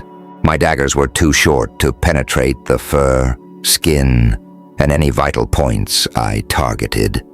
I'll try to get at the neck or face next time." Guess volunteered a solution to her shortcomings. "I got knocked down because I overextended," Dylan grudgingly admitted when Tiona looked at him. "I need to keep my feet planted and my shield up." "Good. Chad?" Tiona stared at the archer, who was looking anywhere but at the party leader. He seemed to deflate. "I missed my first shot because I was trying to be fancy. If I had aimed center mass instead of at his left eye, I'd likely have done a lot more initial damage." "Right." Tiona held his gaze. "Remember, when we have mastered the basics, we can try for more advanced techniques.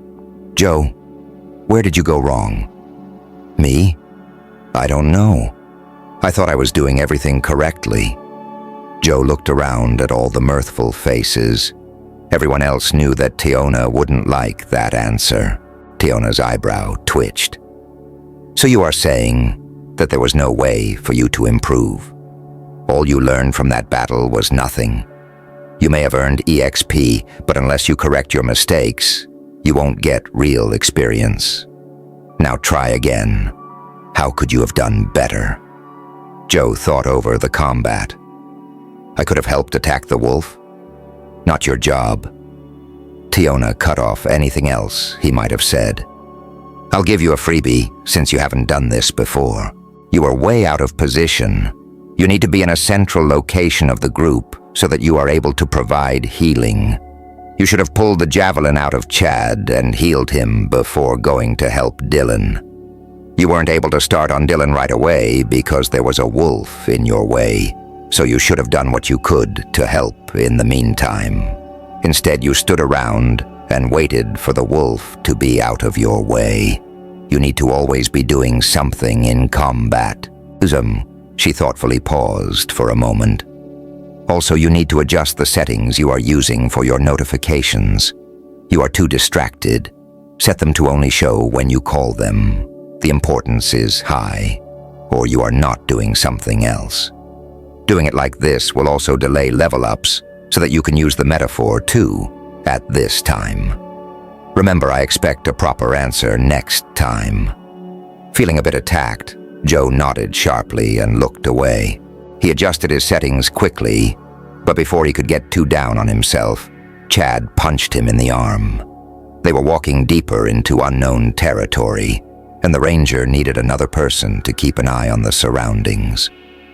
"Take it easy, man. All of this is so that we become a better team. It isn't personal, so don't take it too hard. We all went through the same thing with her." "Right." Joe walked on, trying to find something else to look at. Only a few minutes later, they found another set of enemy. This time, combat went far more smoothly. Joe had to reluctantly admit that talking it out had helped team cohesion quite a bit. They fought for a few more hours, only stopping for lunch. By the time they had completed their quest, it was also time to return to the city. Joe decided to look at the gains from the last few hours, and so called up his notifications. Experience, 852, 12 times Wolf, times 38, plus 20 times Wolfman Scout times 10, plus 196 healing bonus. A respectable amount for a day's worth of grinding, but Joe had to wonder how much he would have gained if he were able to stay in town and work on his own projects. He sighed, but knew that he needed the combat experience if he were going to progress in the game. They were almost back to town now and hurrying because night was nearly upon them. The sun was dipping below the horizon, and they were not going to make it to safety. Joe was slowing everyone down. Even with his bonus move speed from adding on his jump modifier, he simply didn't have the stamina for a forced march. "You guys, Pence, go ahead. I'll be fine." "That's not how teams work, Joe," Dylan replied, even as he sadly watched the town gates closing in the distance. "If we're going to die, at least we can do so together, right? We have a chance of surviving."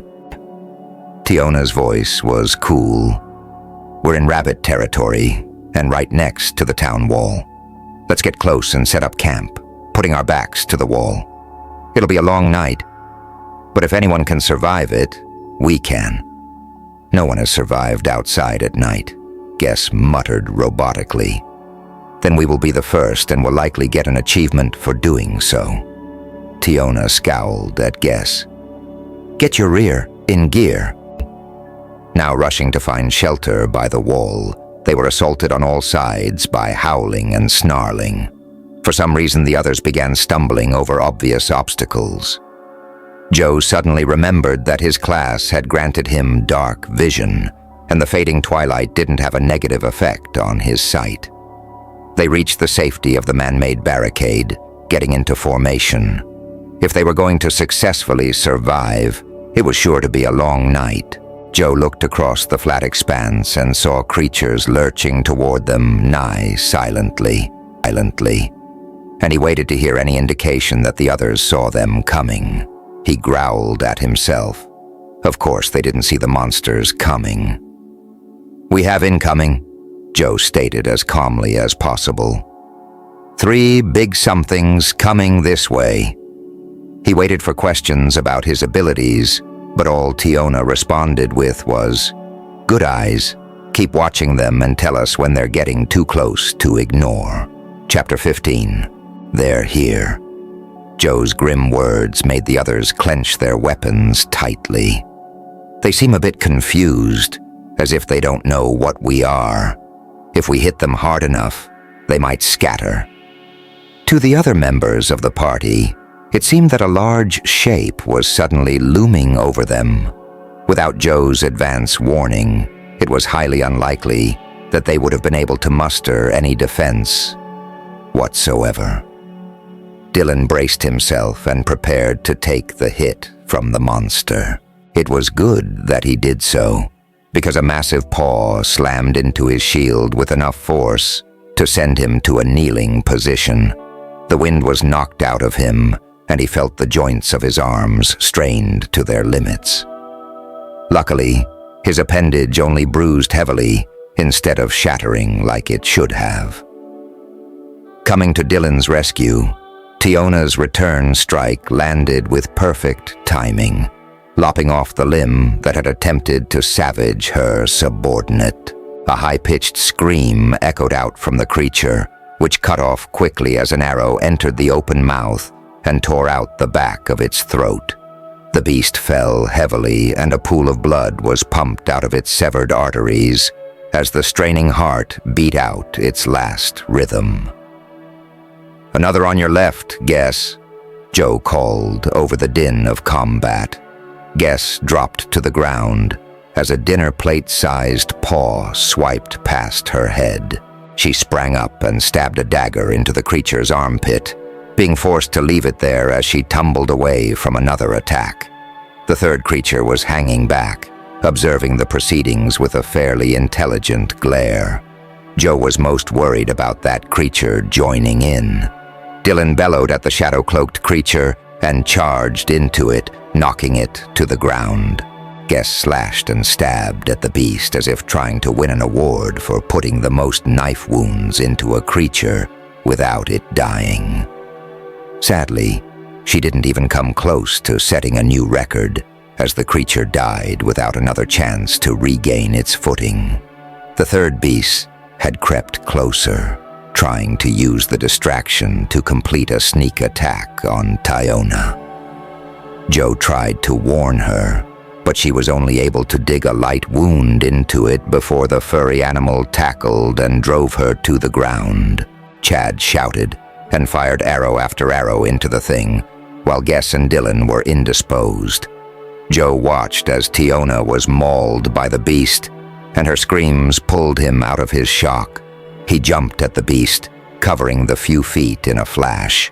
His scepter arched around him like a baseball bat, and he tried to score a home run using the creature's head.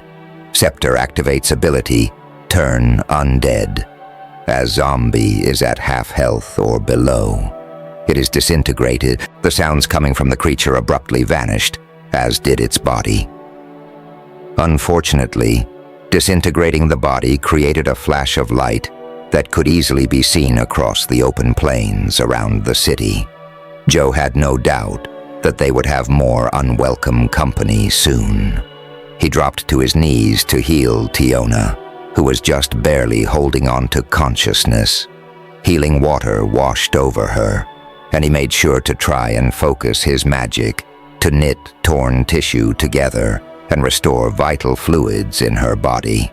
Joe walked through all the steps he knew were necessary, keeping pressure on the wounds, cutting off blood flow where needed, and closing the wounds manually so that mana didn't need to be wasted to create the same effect.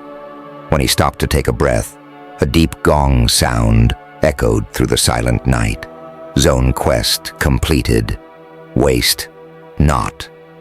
The innumerable bodies left lying in the open have allowed a corruption to take hold of the rabbit population. After much toil, the wastefulness in the area has been forcibly expunged. Total zombie rabbits destroyed over 3 days, 26,142. Rewards based on contribution. Your contributions: 40 zombie rabbits, 3 zombie bunny bears, mystically altered. Ardenia.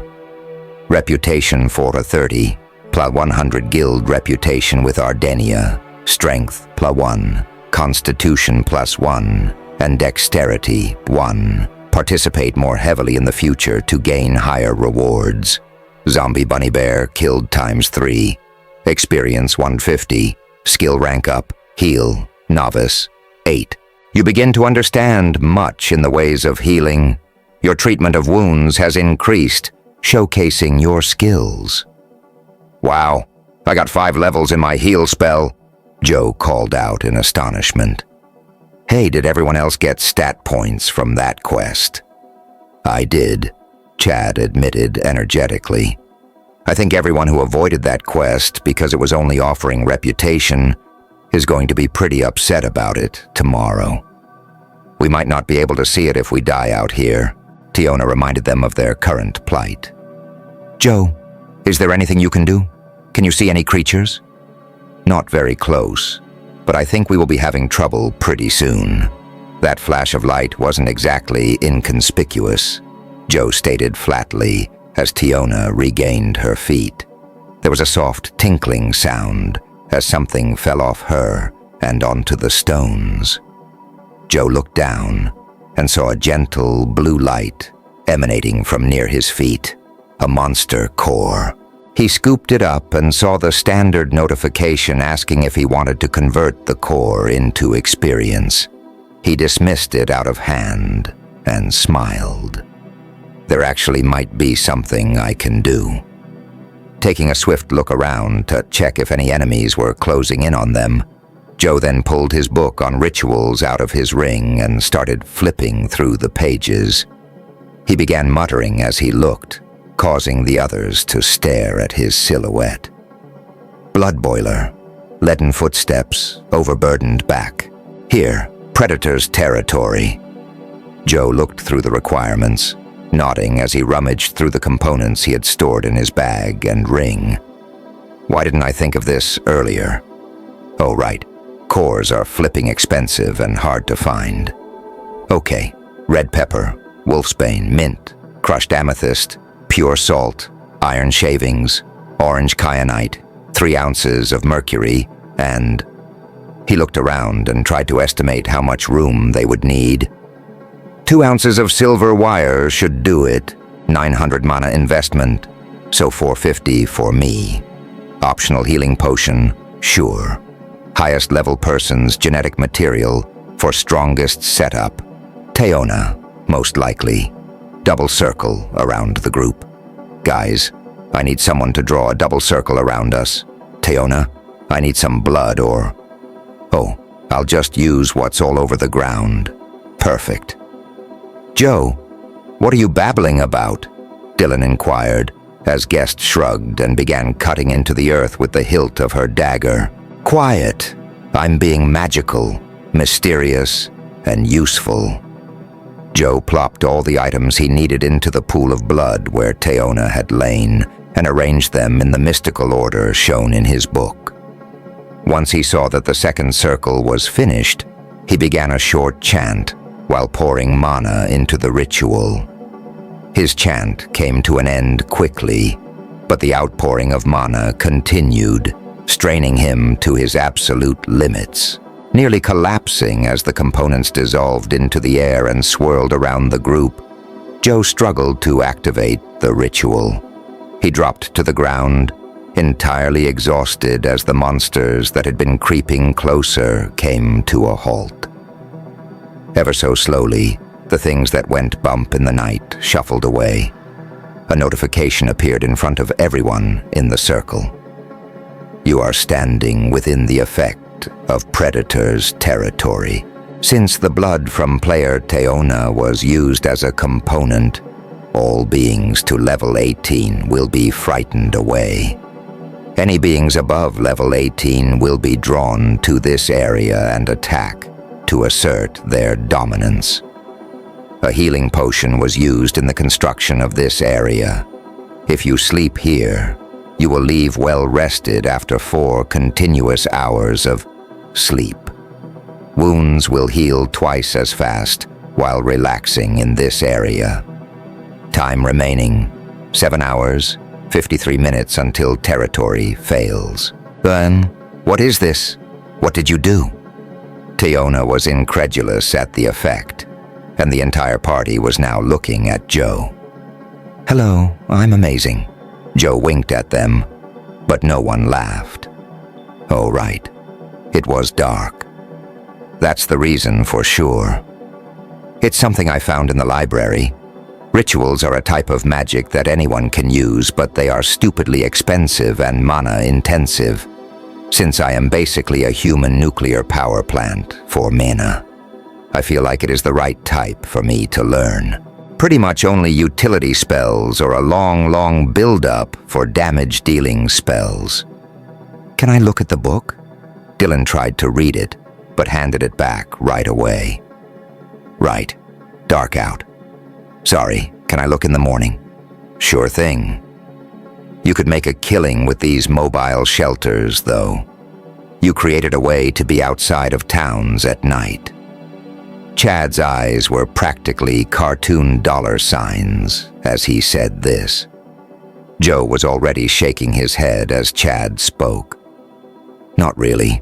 The cost to create this particular ritual is about 30 gold.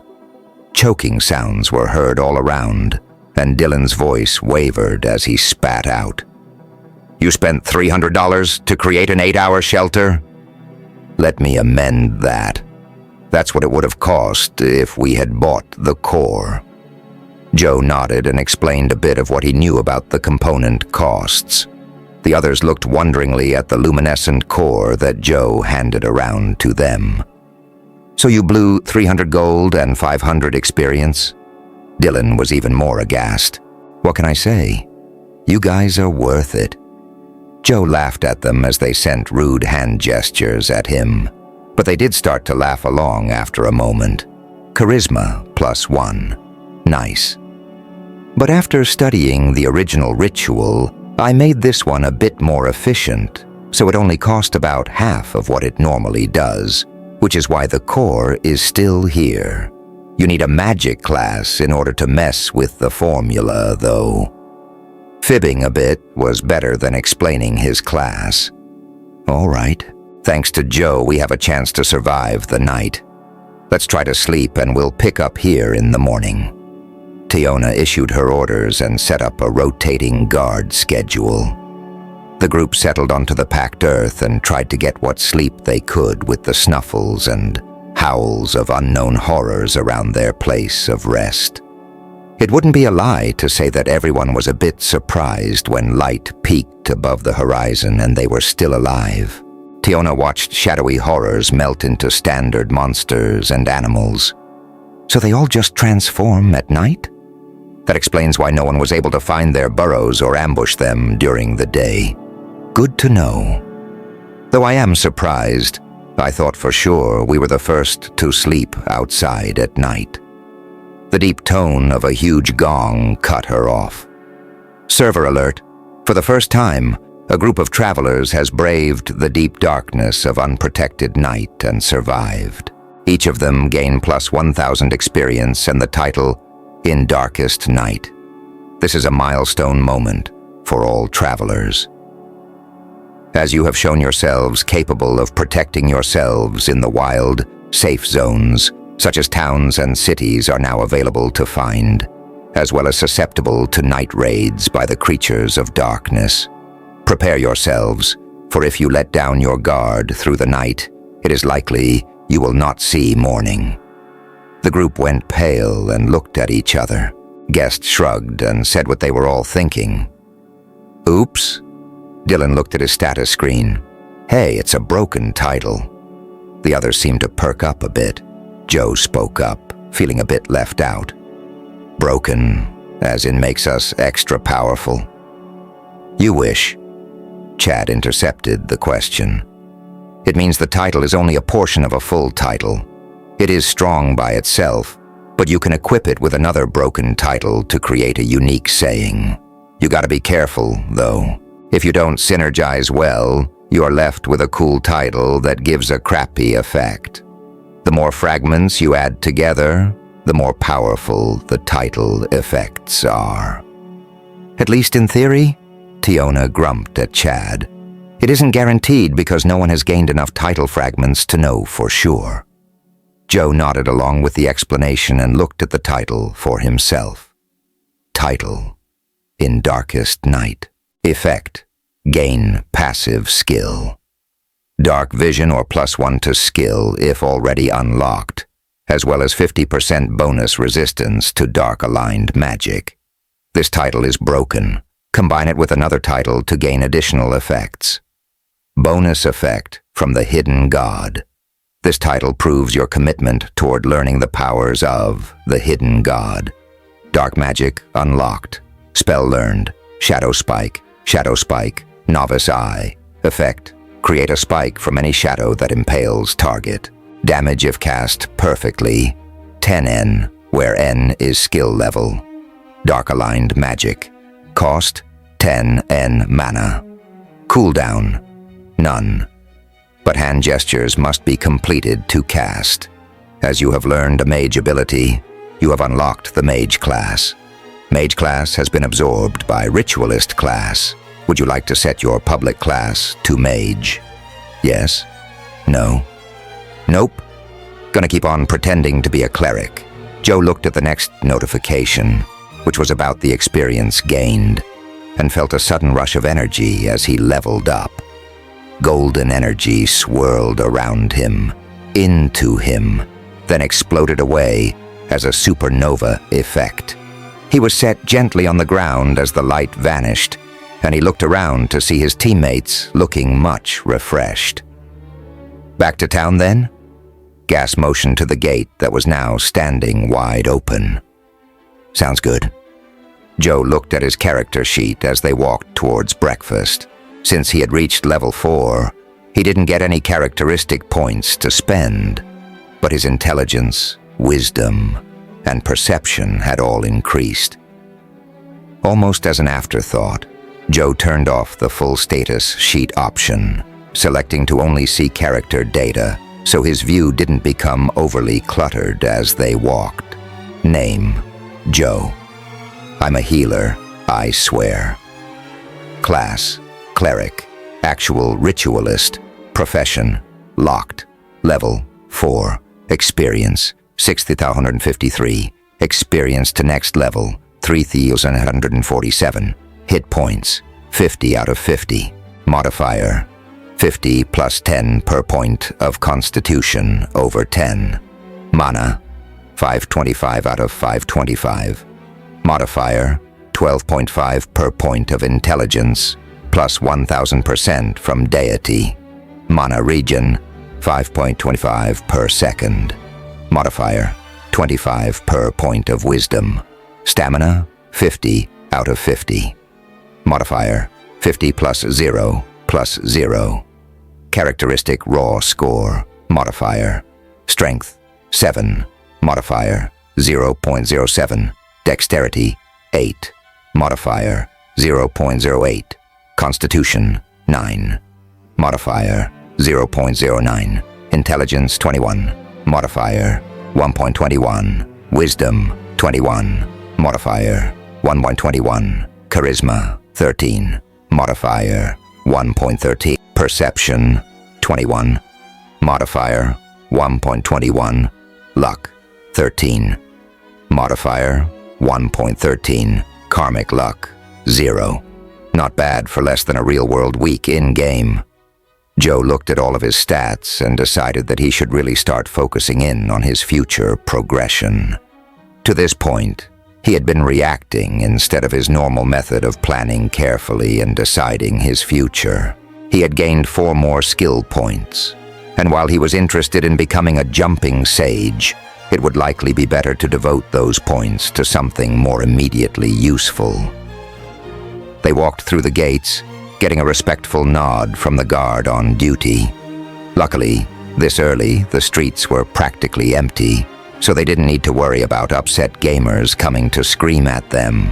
They walked to the barracks to report in, getting a mixed response from Guildmaster Aiton. Guys, I'm really happy you survived, and happy for you in general. But please don't spread it around that you were the ones that were outside last night. A lot of people are really freaked out right now, and I need to go to a meeting to determine how to protect the city. The players might lash out and blame you for not being able to party all night anymore." "No worries," Teona waved at the rest of her team. "Take the day off, y'all. Even if we have the well-rested bonus right now, we all know it was a rough night." She got nods in return, and the group scattered to pursue their own interests. Chapter 16. Joe walked toward the library, the only place he could think of to go relax while everyone else was outside of town, desperately trying to level. Aten wasn't wrong when he said that people were afraid of what the night would bring. But to their credit, they were facing this almost gleefully.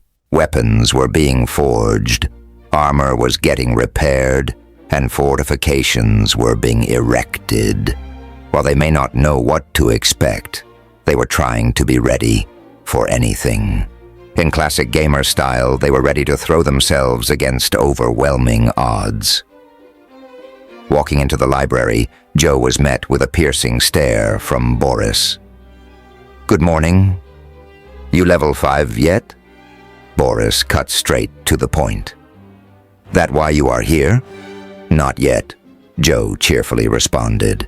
"I was actually hoping to study up on rituals and see if I can't make them more accessible." Can't help you there unless you are a scholar." Boris peered at him from behind his spectacles. "You'll have to go to the Mages College to learn more about that kind of magic. Or perhaps a temple, since you are a cleric." "A temple?" Joe hadn't even thought about that. It made sense, though. His mana was doubled due to the patronage of the hidden god. Perhaps it wouldn't hurt to go visit his shrines and learn more about him. "Thank you for the information. Also, I'm trying to plan my future. Is there any literature about potential class advancements?" "Class? Pa?" Boris released a derisive snort. "You'd have better luck searching a common pig for gold. That kind of information isn't available just anywhere. Class holders hoard the knowledge of their advancement with the same greed and avarice that dragons exhibit, forcing others to struggle as much as they did if they want to parse their secrets. Knowledge must always be found twice, it seems. What little we have is restricted to the highest rankings of scholars, just to ensure a spy in our midst cannot destroy what we have been able to collect." "Ah, is that why the city is hiding the fact that there are other paths than just the ones they offer?" Joe's mouth seemed to have run ahead of his wits with this question, because Boris's face darkened instantly. "No one is hiding that information. Those classes are attempting to recruit, and for good reason. Everyone wants a rare and powerful class. But what happens when you get to your next advancement, and it is impossible for you to rank up? The kingdom needs 3rd or 4th tier classes in order to survive." The air temperature seemed to drop with his icy tone. "If people are unable to think for themselves and are willing to take whatever class they can find, is that the fault of the kingdom?" Sorry, Boris, Joe tried to apologize. "Perhaps." Boris turned his eyes to the paper on his desk. "You should spend this day elsewhere. Perhaps boosting your wisdom will help you learn not to spout treasonous conspiracy theories without thinking." Joe took the hint and ushered himself out of the library. As he stood blinking in the bright light, he had to sigh and slap himself. "I can't believe that just happened." Boo. Having no real objectives for the day, he tiredly interrupted a conversation between 2 citizens and asked for directions to the temple.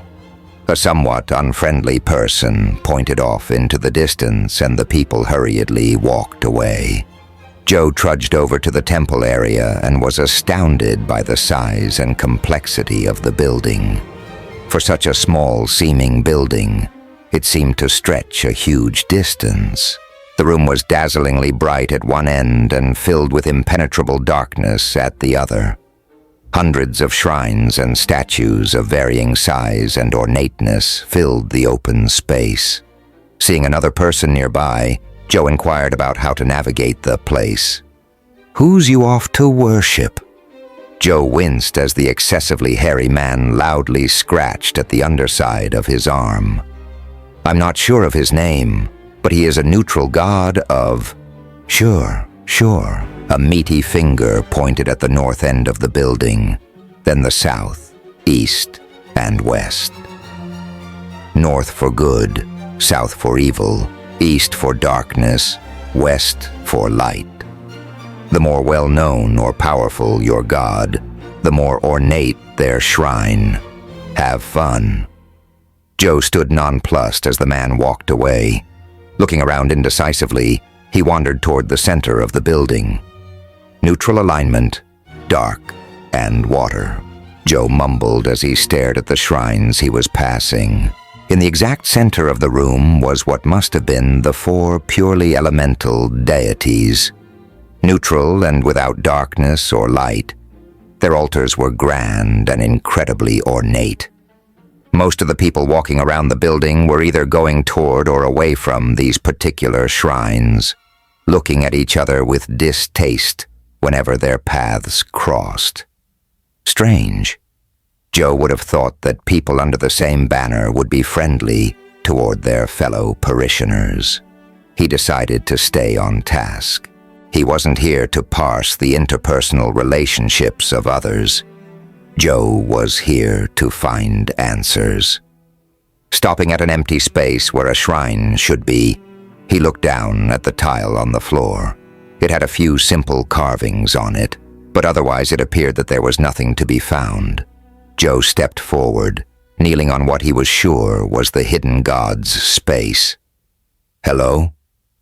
Joe blinked, and in that instant, found himself transported into a grand temple situated on a mountaintop. Smiling benevolently down on him was the hidden god, who swiftly shrunk to be Joe's height. "Welcome, Joe. I am so glad that you found and visited this place. Since I now have an active cleric, I was able to start building my shrine again." "Oh, I'm glad." Joe looked around at the empty temple. There were no decorations, no furniture other than the throne, and the place felt a bit depressing when he noticed these details. I have a few questions. What can I do for you?" "Actually," the glowing figure held up a hand, "just so you know, you can ask anything, but I may not be able to answer you. There are rules that I must abide by." "Gotcha." Joe gathered his thoughts. "I've been here a few days and leveled up a bit, but I'm wondering how I should focus my talents in order to rank up. How have you been focusing them so far?" There was a wry grin on the deity's face. "Well, I got my jump skill to master. It only took a few skill points, so I'm really hoping that it wasn't a massive waste." Joe waited for a reaction, but kept talking before the silence grew awkward. "From here onward, I'm not sure what to do. I was hoping for advice on skill increases and on ranking up." "Ranking up? Specializing? Don't worry about that for now. You have plenty of time before you reach level 10. Talk to me again at that point, and we'll see if you've earned enough favor for me to be allowed to give you a hint. Bring a map at that point." The dusky face blanched suddenly as he grabbed his throat. He gagged, trying to breathe. After a moment, he calmed down. "Said too much. Ow." "Are you okay?" Joe was looking at the man-shaped being with great concern. "Remember I mentioned that there are rules? I just bent one a little too far by offering you advanced knowledge that you haven't earned. Action, reaction, or should I say, overreaction," he muttered as he rubbed his neck, a bruise in the shape of a chain forming. "Next, your skills. Don't discount the fact that you have a master rank at level 4. Dang near impossible for that to happen, but have you been exploring the benefits of that skill? Have you even jumped once since attaining master rank?" Joe shook his head. I haven't. Well, I did jump at a monster, but it was only about 2 feet away. With my health and stamina, I suppose I am pretty nervous about hurting myself again. Not gonna lie, jumping off that cliff might have given me a bit of a fear of heights. Yet it wasn't the fall that killed you, and I don't see fear in your eyes when you think of a rock. That's not the point. The feeling of being totally destroyed like that. Joe's brow furrowed. Actually, it doesn't seem that bad now. Why? A terribly uncomfortable look crossed over the deity's face. Since you asked about it, I can tell you, but are you sure you want to know why? Suspicion bloomed throughout Joe's mind. Yes? Why does it not seem so bad now? It is because we numb the pain and remove the trauma from you. Pain, fear, and doubt are interactions in your brain. Why do you think so many people are willing to go out over and over again after being attacked by wolves and having chunks of flesh torn out of them by bears? The deity answered in a rush of words. Not knowing how to handle this information, Joe simply decided to think on it later. All right, we'll circle back to that eventually. Now, let's go back to talking about skills. I'm Catholic, and the reason I hate using my ability to pray is because it feels sacrilegious to pray to you. This really bothers me more than I've even realized until now. Understandable. The god nodded along. Here's the thing. I'm a god of Eternia. I'm not God. I am not the creator. I am a part of this game. Think of using your praying ability be like using a search engine. You send a query or request to me. I return answers if possible. You know what? I'll update your skill for you if it'll help. Skill Pray has been renamed to Skill Query. All effects and requirements remain the same. Thanks, that does help. Joe was much happier about this skill. If you don't mind, can I talk about you as a faction leader instead of a god? Makes no difference to me. Heck, you can call me Tatum. Get away from your discomfort entirely. Tatum? Joe tried to hide a grin. Short for occultatum, which is Latin for hidden. Tatum waved a hand to move the conversation along. Listen, we're running out of time. Do you need answers to other questions? Yes. Joe was laser-focused once again. How do I increase my skills faster, and which ones should I devote most of my time to? You should focus on... Ack! Tatum choked again as he tried to give a direct answer. All right already? Focus on what makes you unique. To increase your skills, you need to study them, practice them, and try everything you can think of. When you use them correctly in ways you haven't before, you get new skills. Joe thought on his words, realizing where he had been going wrong. Thank you. How do I earn more favor with you so I can earn more direct answers? The god beamed at this question. Yes, I can give you a sigil. It is like a crest or a tattoo for your clothing. In your character sheet, under equipped items, set this sigil to active, and it will appear on your clothes. Then when you gain experience, you will gain favor equal to 2% of that total. Not huge, but noticeable. Couldn't tell me unless I asked, huh? Joe archly challenged. Correct. Tatum suddenly vanished, as did the mountaintop temple. Joe found himself back in the city temple, surrounded by shrines and statues once again. Looking down at the floor, it seemed that the flat tile had raised a bit and the carvings were now slightly more intricate than stick figures. Thanks for the help. Hope I helped you too, Joe muttered to the shrine. Before he forgot, he went to the tab in his status and equipped the sigil. A silvery, shimmering pattern appeared on his robe, abstract lines that morphed into a book when you understood what the drawing was supposed to be. Neat. All right. Now I need to go study my character sheet for more stuff that is hidden away like this. Joe walked out of the grand building, oblivious to the angry eyes that lingered on his sigil as he moved. Chapter 17. As Joe continued moving forward, he tried to deeply examine his understanding of skills. He was a combat medic, which meant that he had a good handle on triage and stabilizing wounds. Comparatively, his actual medical and biological knowledge was much lower. Was this reflected by his heal skill remaining in the beginner ranks? When he utilized all of his ability, he could go to the library and read up on all the information he could find, but this felt like a less effective use of his time. Tatum had told him to focus on what made him unique, and while healing was rare among humans, there were rumors that other people were gaining the ability. In his character sheet, there were very few things that had the word unique by them. In fact, there were only two, the classes of Jumplomancer and Ritualist. Of those two, only being a Ritualist was something that no one else could get access to without first being trained by him. For multiple reasons, it would make perfect sense in this case to focus his training on the Ritualist class and abilities. It was his real class, after all, and though other people technically had access to rituals, he had the potential to make them so efficient and powerful that he could use them like typical spells. Joe, deep in thought, nodded to himself. It was time to dive headfirst into the mechanics of ritual magic. There was only one thing more important that he had to do first. Walking around for a bit, he found a cafe and ordered some coffee. Perfect.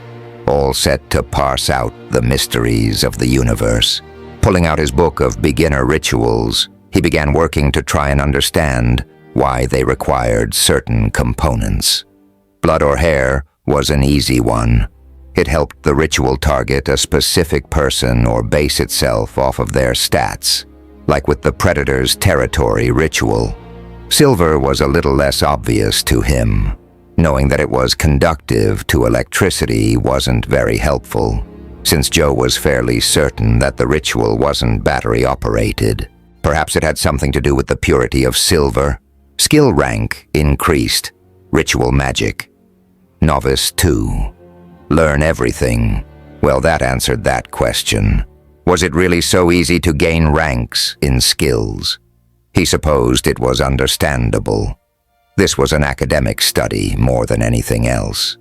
You gain skill with swords by swinging them and fighting. Why not gain skill with magic by trying to understand it? Using it would have more impact in the higher levels, for sure. But simple study was the best way for now. Joe perked up as an idea struck him. It seemed that this game was based as closely to real life as possible. Why not study things in real life and relate them to the game? If he was able to gain increases like that, then... He did have an internet connection to the outside world. Since he was in a cafe, he was able to open a screen and connect to Wikipedia. With so many theories of magic as well as real-world facts at his fingertips, he began to understand much more about the potential reasoning for the effects of components. Hours flew by as he studied, his mind drinking in the ideas with an alacrity he had never found in high school or college. Was his intelligence score here helping him to become actually smart? This was his real body now, wasn't it? His strength made him weak. So this would make sense, though it was a terrifying thought. How far could he go? Joe grimly decided that he would do whatever it took to boost his stats. This was something that he needed to test. As his self-enforced study session ended, Joe looked at his notifications and had to put on a weary smile. He had made good progress today. Since Joe hadn't looked every time a new message came in, he was able to see the final amount gained in each category. Skill increased, reading Novice 7. Skill increased. Ritual magic. Novice. 8. Ability score increased. Intelligence +2. Spectacular. 5 ranks in ritual magic and 6 in reading. The speedy gains were almost assuredly because of his complete lack of knowledge of rituals, but that didn't dampen the achievement. He certainly felt that he now had a better understanding of why some components were used over others, but he also knew he couldn't go around changing them or making his own versions at this point. It wasn't far off, though. Joe felt positive that the creation of rituals was something he'd be able to do at the higher levels. Also, he couldn't discount the ritualist class bonus, which was to learn skills 4 times faster than other people. Yes, the ritualist class had certainly been the correct choice. He was making progress and felt serious satisfaction from that simple fact. A more immediate benefit was that ritual magic had reached level 8, so Joe now had a 4% reduction to the cost of rituals. He stood up, his back cracking joyfully when it was straightened. Walking toward the market, Joe noted that it was much later in the day than he had expected. It must be approaching dinner time already. With this thought in mind, he hustled to reach the stores he needed to visit before they closed. His purchases were fairly simple. More components for his rituals, a carving set so that he could have a ritual pattern ready before he needed it, and a standing order for monster cores from the alchemist. The last was difficult, since the alchemist tried to pry into Joe's reasons for needing so many cores. Mentally tired, Joe returned to the barracks. It had been a good day. He had learned quite a bit about himself, as well as set realistic goals for the future. What a shift realistic had taken. His realistic goals were about magic. Joe nearly fell over as a voice snapped him out of his self-appreciation. Ethan was standing in front of him, looking a bit irritated. "Joe, you listening? Good. Tyona tells me that you might have a way to make an area safe from monster attacks." It took a second for Joe to nod. Yes and no. It makes any monster under a certain level avoid the area, but any monster stronger than the repellent will be drawn to the area, avoiding anyone else. It is a spell called Predator's Territory. A manic look came into Eitan's eyes. Even better. So we will get to fight only the strongest? That means that we will get the boss monsters, and everyone else will only get the standard mob fight. This will be amazing for our reputation and levels. We can use that to recruit. Only the strongest and the best come for the Wanderers. Joe felt a bit sick to his stomach at that thought. So cheesy. Yeah, but the threshold is 10 levels above the person whose blood is used in the spell. If we used my blood, we would only draw in a monster if it was level 14 or higher. I can't imagine what would happen if we pulled in a level 20 or something. Levels is what would happen. Reputation.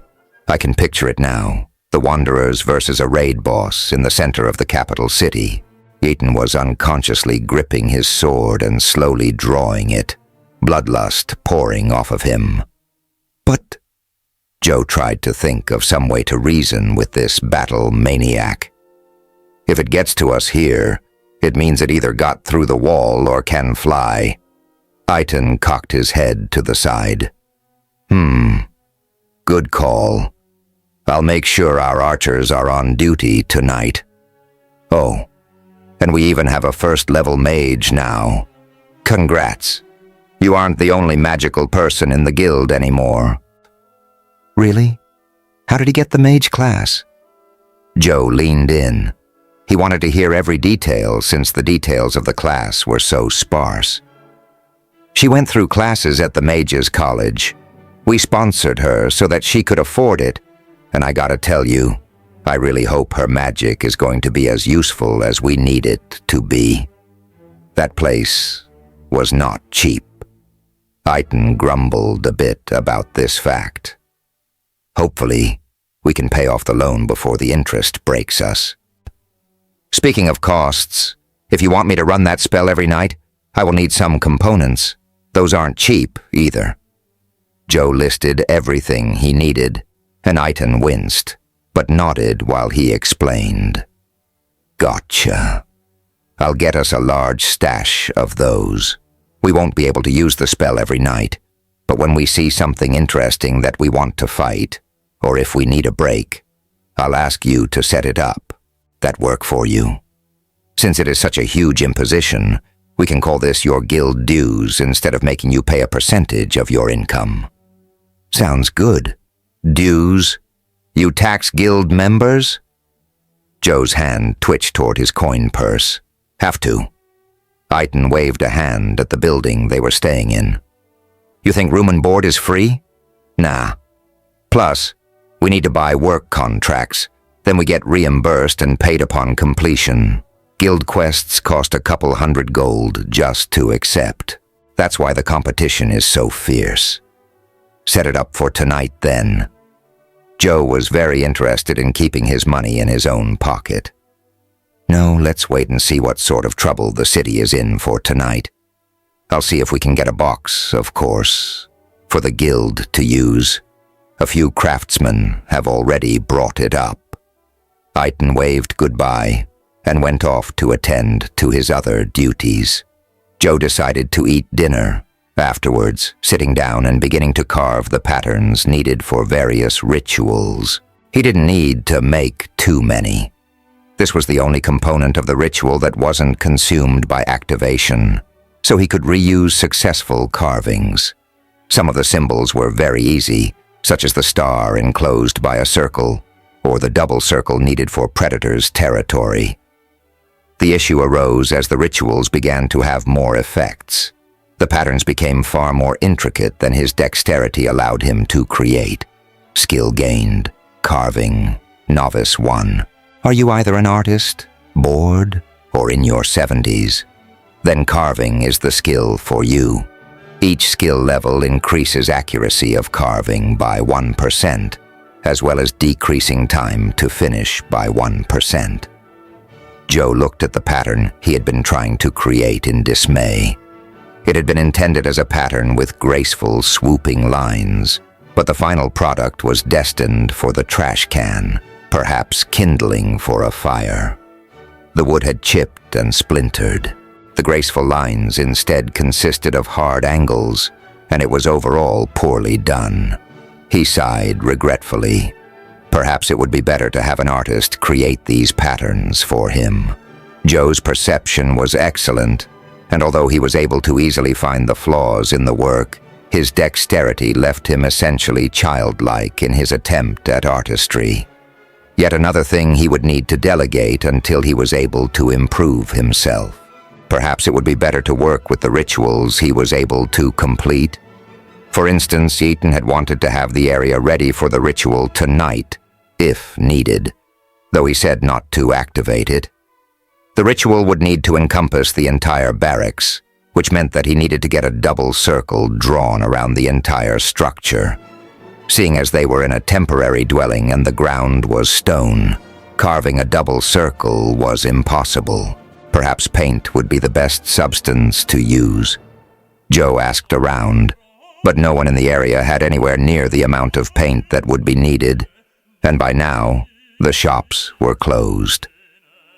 Joe was about to throw his hands up and call it a night, perhaps go to bed in an attempt to no longer be frustrated, but then he noticed a group of children drawing on the cobblestones across the street. Light filled his eyes, and he went over and asked the kids if they had any spare chalk. The adult watching them seemed to be trying to stare through Joe's skull, but relaxed when all Joe did was accept a large chunk of chalk, in return for a few coppers. Walking around the building, Joe tried to make lines every few feet so he could connect them and make a complete circle. After finishing the preliminary marks, He followed them around the building twice, enclosing the structure. Using his personal stock of ritual components, he placed them in the correct positions and began empowering the ritual. Something felt different instantly. His mana started tearing out of him at a far greater pace than ever before. Joe gasped in pain and dropped to his knees while his energy was drained away. Attempting to cut off the flow didn't work, and he watched with trepidation as his mana dropped below half full. His mana regen of a little over 5 per second was doing its best to keep him standing, but couldn't keep up with the powerful drain. He fell forward as his mana dropped below a quarter, and could hardly breathe as his power reserves fell to 0. Agonizing pain tore through him then, and his health began to fall in place of his mana. The pain stopped and restarted every second as his mana regeneration kicked in and allowed a few extra points of energy to flow into the ritual.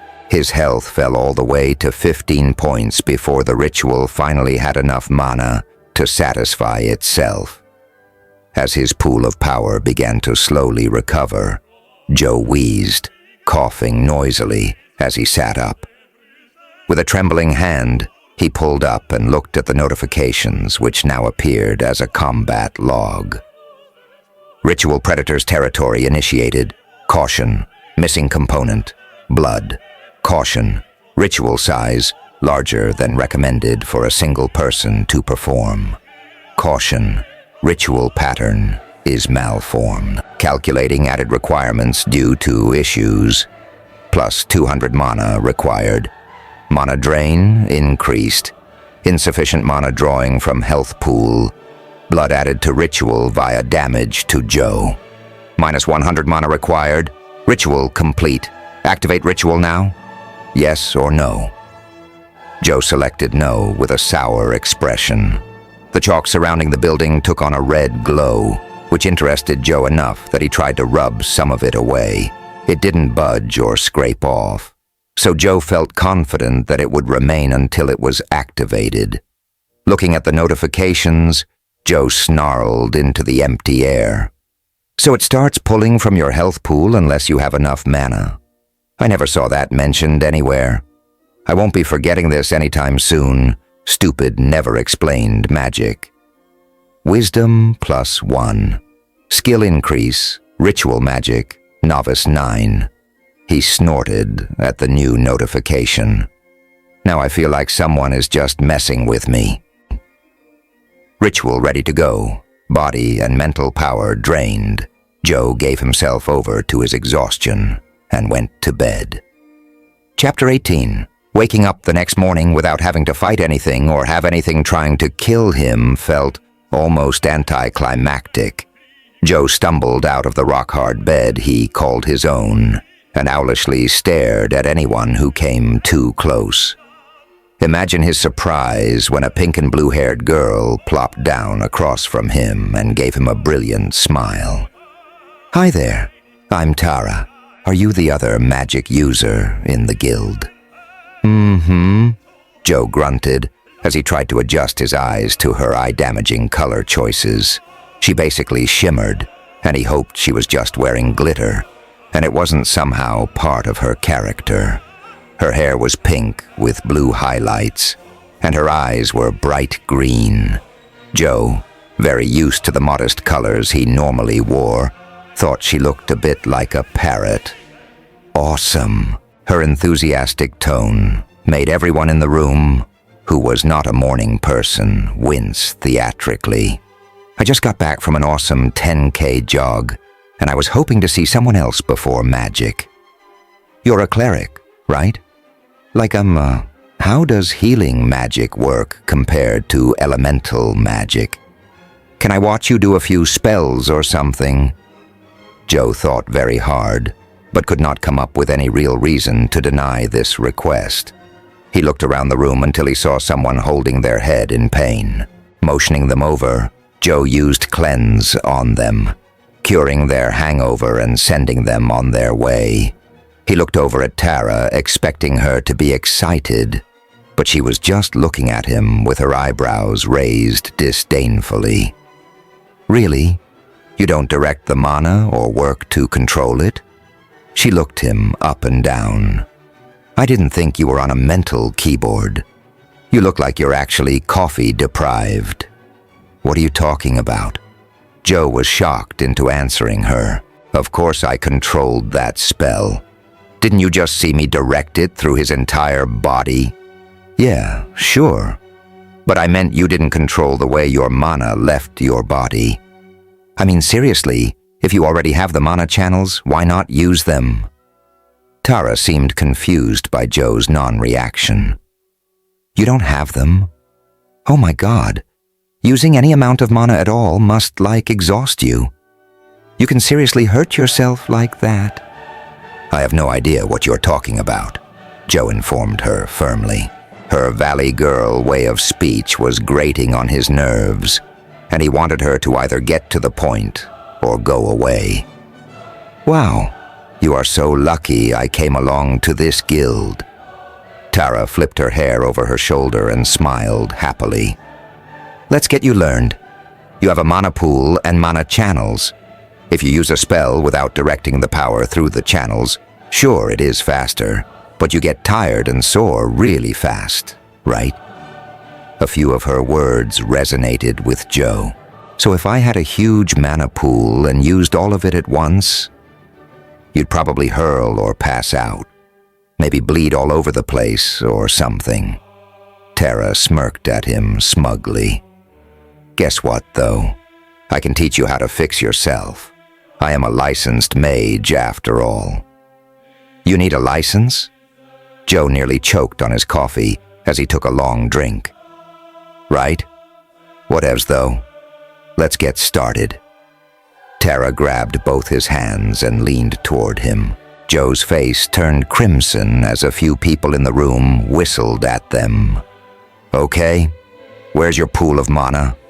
Not understanding what she was asking, Joe pointed at the interface in the corner of his vision that showed a full mana bar. She shook her head violently and laughed. That's your mana bar, silly. You need to meditate and go into yourself to find your center. I'll show you. Tara used skill-guided meditation on you. Accept, yes or no. Joe accepted eagerly. His breathing slowed, and his mind cleared of distractions. He felt a warm light in his mind, and he followed it deeper inside of himself. He followed the light through dark twisting tunnels until finally a kaleidoscope of brilliance formed in the distance. Turning the final corner, Joe found himself staring into a tiny, twisting hurricane of blue and black light. Whoa! Tara's voice echoed into his mind. You have a buttload of mana. But is this a lot? Joe smiled as he watched the powerful clouds of energy. I get a boost to my mana pool from being a cleric. I should see if I can switch. I could cast so many spells, Tara stated wistfully. You need to condense this stuff and start it moving through your spell channels. Think about it shrinking, condensing, and then will it to happen. Make it an orb that spins, and use as much force as you can. She hadn't led him wrong yet, so Joe stared at the mana and tried to make it pack together. He felt his mind reach into the storm, and the edges of the turbulent energy began to smooth. Excited, he pushed harder. The storm started to take on a spherical shape, expanding at the bottom and shrinking at the sides. It compressed smaller and smaller, also becoming much brighter as the mana was forced together. When it was nearly half the original size, Joe found that it wouldn't go any further. He stared at it angrily, pushing and shouting with his mind until a nasty headache bloomed. Skill gained. Coalescence novice. You have taken the first steps on the path of the mind. By collecting your mana in an orderly form, you will be able to pack more mana into a single usage with far greater effect. Plus 1% spell efficiency and plus 1 mana regeneration per skill level. Wisdom +1. Increase your wisdom to coalesce your mana to a higher degree. Maximum 50% spell efficiency. Awesome! Joe exclaimed when he finished reading the description. What does spell efficiency do? It makes your spells cost less mana. Tara was staring at the contained storm clouds. What kind of ridiculous wisdom score do you have? Oh, yeah, Joe nervously babbled. It's a cleric thing. Healing someone is based off of your wisdom, or something like that. That makes sense. Tara nodded knowingly. Okay. Step number 2. This one is usually harder because people don't have enough mana, but somehow I think you will get along just fine. Grasp some mana. Keep it attached to your mana pool like a string, and start pulling it along these tunnels. Just walk and pull. The more mana you are able to bring along on the first pass, the better your bonus will be at the end. All right. Joe tried to grab some of the cloud, but it was, well, a cloud. Rolling his eyes, he tried to pull it along with his mind. Nothing happened at first, but after focusing harder, he was able to force a tendril of mana to slither out of the orb. Grunting in what he was sure was a charming manner, Joe slowly coaxed as much of the energy along as possible. As he got the hang of controlling the thread of power, he started walking along the twisting tunnels with his mind. The thread followed Joe, and Joe followed Tara.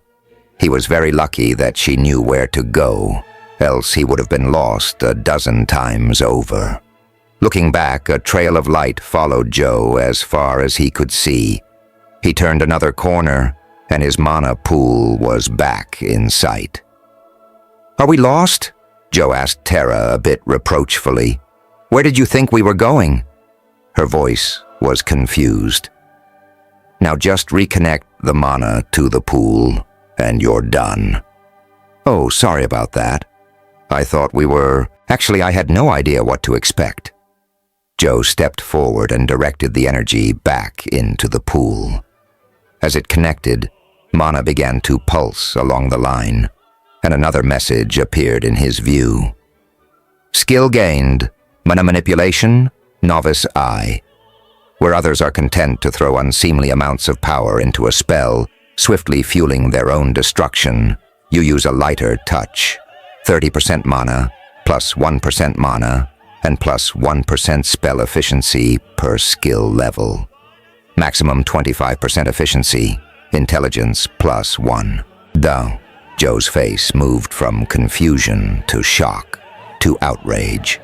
He sputtered, 30% mana pool loss? He opened his status, and sure enough, his mana had dropped from what should have been 575 mana, all the way down to 402.5. His shock brought him out of his meditation session, and Tara responded nonchalantly. Yeah, 30% loss.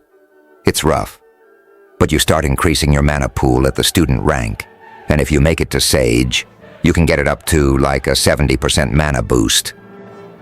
It appeared that she couldn't read his thunderstruck expression very well. He was not amused. That's obviously why it is such an issue for mages at the beginning, but it is so worth it in the end. You rank up the skills by getting your mana pool down to 0 over and over. For Coalescence, you focus on shrinking the mana pool as it refills, keeping it as small as possible the whole time. Helps boost wisdom over time, too.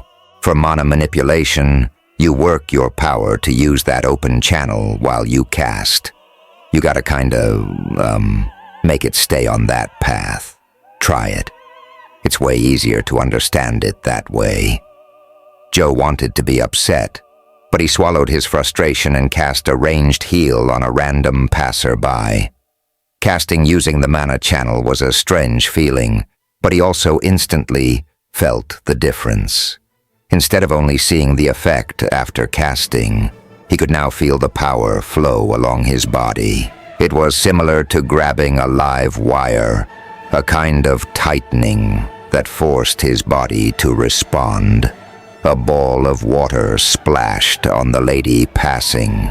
She sputtered as water dripped down her face, then glared and gave him a rude gesture.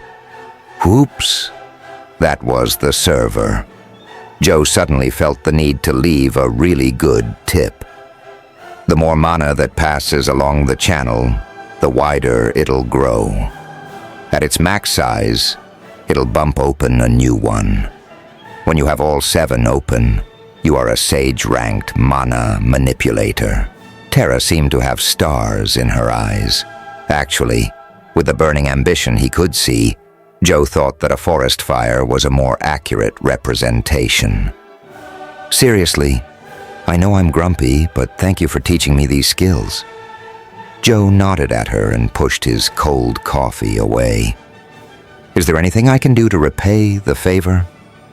Well, learning that skill set without guided meditation costs nearly 1,000 gold from the Mages' College. Terra's words nearly made Joe's eyes pop out of his skull. 10,000 for those skills? Luckily, the guild paid the fee for me, so now all I need to do to earn my officer's cut is train our members and participate in raids. Teaching you paid off 10% of my debt to Atene, but if you want to thank me more personally, feel free to heal me whenever I need it, and resurrect me if you ever learn how. Otherwise, I do accept cash. I'm thinking of making like a tip jar. Sure thing. Thank you again. This will be really helpful eventually. Joe received a wink in reply, and Terra flounced off to do whatever it was she did. Joe looked at his mana again, a bit forlornly. He was now under the minimum required mana for most rituals that he had seen. Only the very basic ones were available to him at this point. Joe wanted to dump points into the mana manipulation skill, but stopped himself before he did something he was sure he'd regret. He needed to save those points, but he also needed to have enough mana to use rituals, and Joe barely stopped himself from screaming. Everything needed skill points. Joe tried to calm down. Think good thoughts now. Inhale, exhale. He could level these skills up quickly. He was certain of it. Mana manipulation was based off of how much mana you used correctly. Laughs. Well, he could empty out his entire not quite as massive mana pool easily with a single ritual. He paged through the ritual book, marking down which rituals were available to him at this time. Little Sister's cleaning service would just about clean him out, which was perfect for leveling his skills, but he had no real need for the effects. Predator's Territory cost about 450 mana, a bit less with his skill increase. Too expensive to use right now. He was rather glad that he had set one up around the guild area before he learned these useful skills. The only other rituals he could complete right now were nasty debuffs that lasted through death, leaden footsteps, and overburdened back. Leaden footsteps was interesting. It would increase a person's weight 5-fold whenever they weren't in contact with the ground. This would make swimming, jumping, or flying nearly impossible. Overburdened back would make any single item not equipped weigh the maximum amount the targeted person could carry. Joe could see some utility with this one, beyond being a curse. If this was used when someone was carrying something massive, it would actually reduce its weight to something manageable. Unfortunately, he couldn't think of a time where anyone would only want to carry one item with them. Maybe a competition of some kind. Both of them cost 700 mana, but his class would make them usable for him by halving their requirements. Unfortunately, he was out of cores for his ritual, so it was currently a moot point. Not only that, but creating the rituals just to create them would be incredibly wasteful. Sighing in frustration, He decided that he would grind up his new skills today by joining Teona and using as many spells as possible. Looking at the time, he found it was already 8 kwai in the morning. Joe cussed softly and made for the city gate. In his rush out of the building, he tripped on a crate. He was in pain, and his mind was making rhymes. Snarling, he debated healing his stubbed toe, but in his hurry, he decided against it. Sprinting, he arrived at the gate. Turning his head, he puked as his stamina hit rock bottom, and the physical side effects hit him. Collapsing to his knees as he looked around for his group, Joe hoped that he wasn't too late.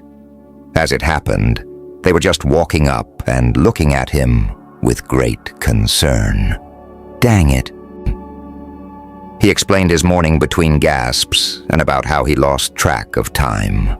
All he got in response to his tale were a few laughs at his terrible stamina. They set out at a much more moderate pace, their mission once again to hunt wolfmen. The rabbits ran away as Teona approached, her high level causing a fear status in the weak creatures. She laughed at that. Apparently level 9 was the threshold for rabbits to become terrified. Foxes would still attack them if they got too close, but staying on the now well-traveled paths allowed for very few encounters. There was a small side effect from being on high alert and not being attacked. When they reached the wolves, the entire group was antsy and spoiling for a fight. In their rush to burn off some nervous energy, they decided to attack any wolves they saw along their path. Chad pointed out a small pack drinking from a shallow pond, and everyone moved into position. He fired an arrow, which lodged deep into his target's flank, eliciting a howl and a response from the others. Joe's eyes narrowed as he saw the wounded wolf moving toward them at a much slower pace than normal. This was his chance to try his first attack spell. Focusing on his mana, Joe directed it to his hands through the newly opened channel and cast Shadow Spike. It felt a bit strange to see the spell impact the wolf, because there was no indication that the spell had come from Joe. The wolf was staggering toward them and never even noticed its own shadow bunching up and spearing him from below.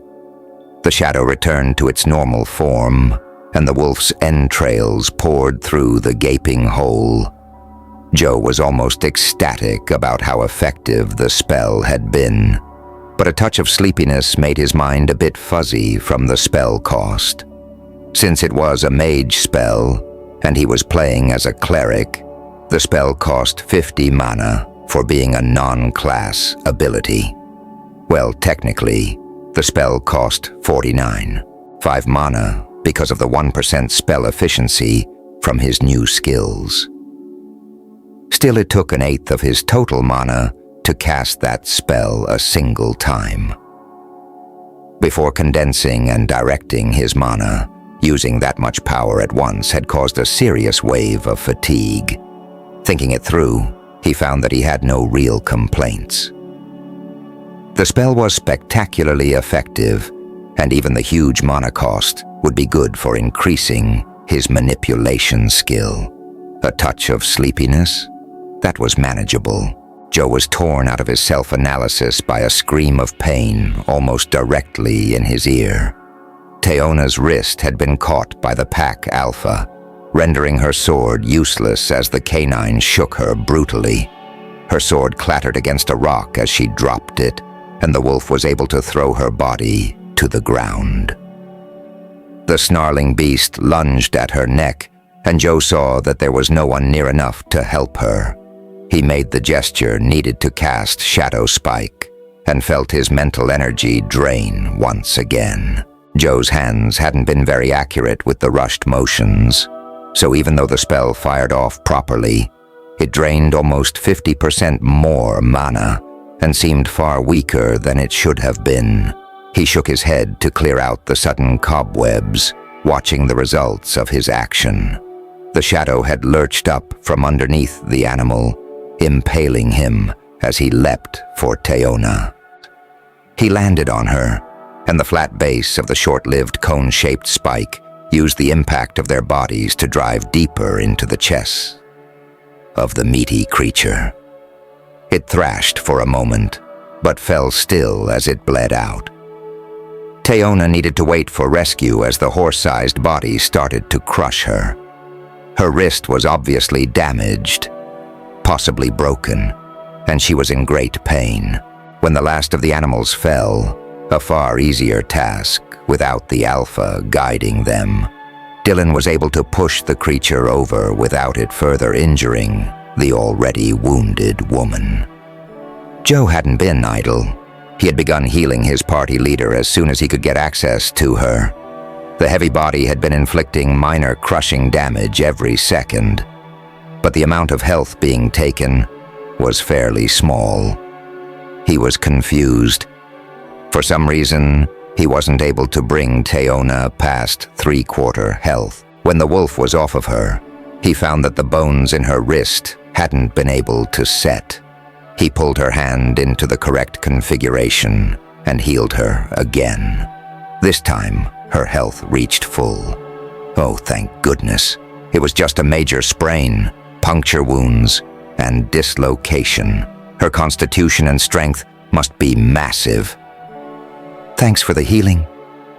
Teona was rubbing her hand and took a moment to wipe away the sweat and tears threatening her vision. I'm glad to do it.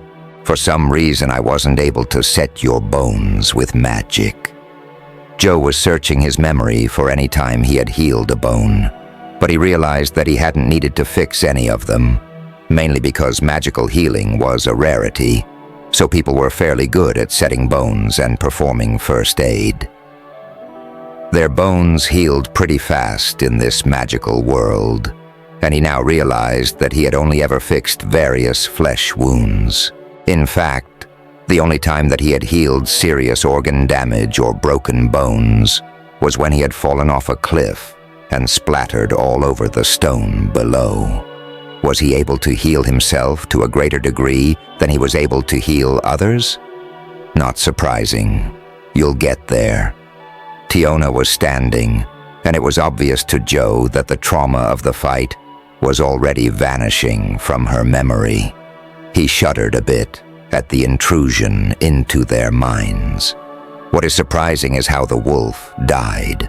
Did you cast an attack spell? Joe choked on his words as he began to wave her question away, but realized that hiding his ability was foolish. This was his team, and he needed to trust them. Hiding his ritualist class was needed so that he retained all the experience bonuses. But this? I got access to it when we got that title for staying outside overnight. My deity is one of at least water and darkness, and maybe I'll be able to learn more spells as time goes on. This spell is called Shadow Spike, and I got it as a bonus reward on top of the title. Awesome.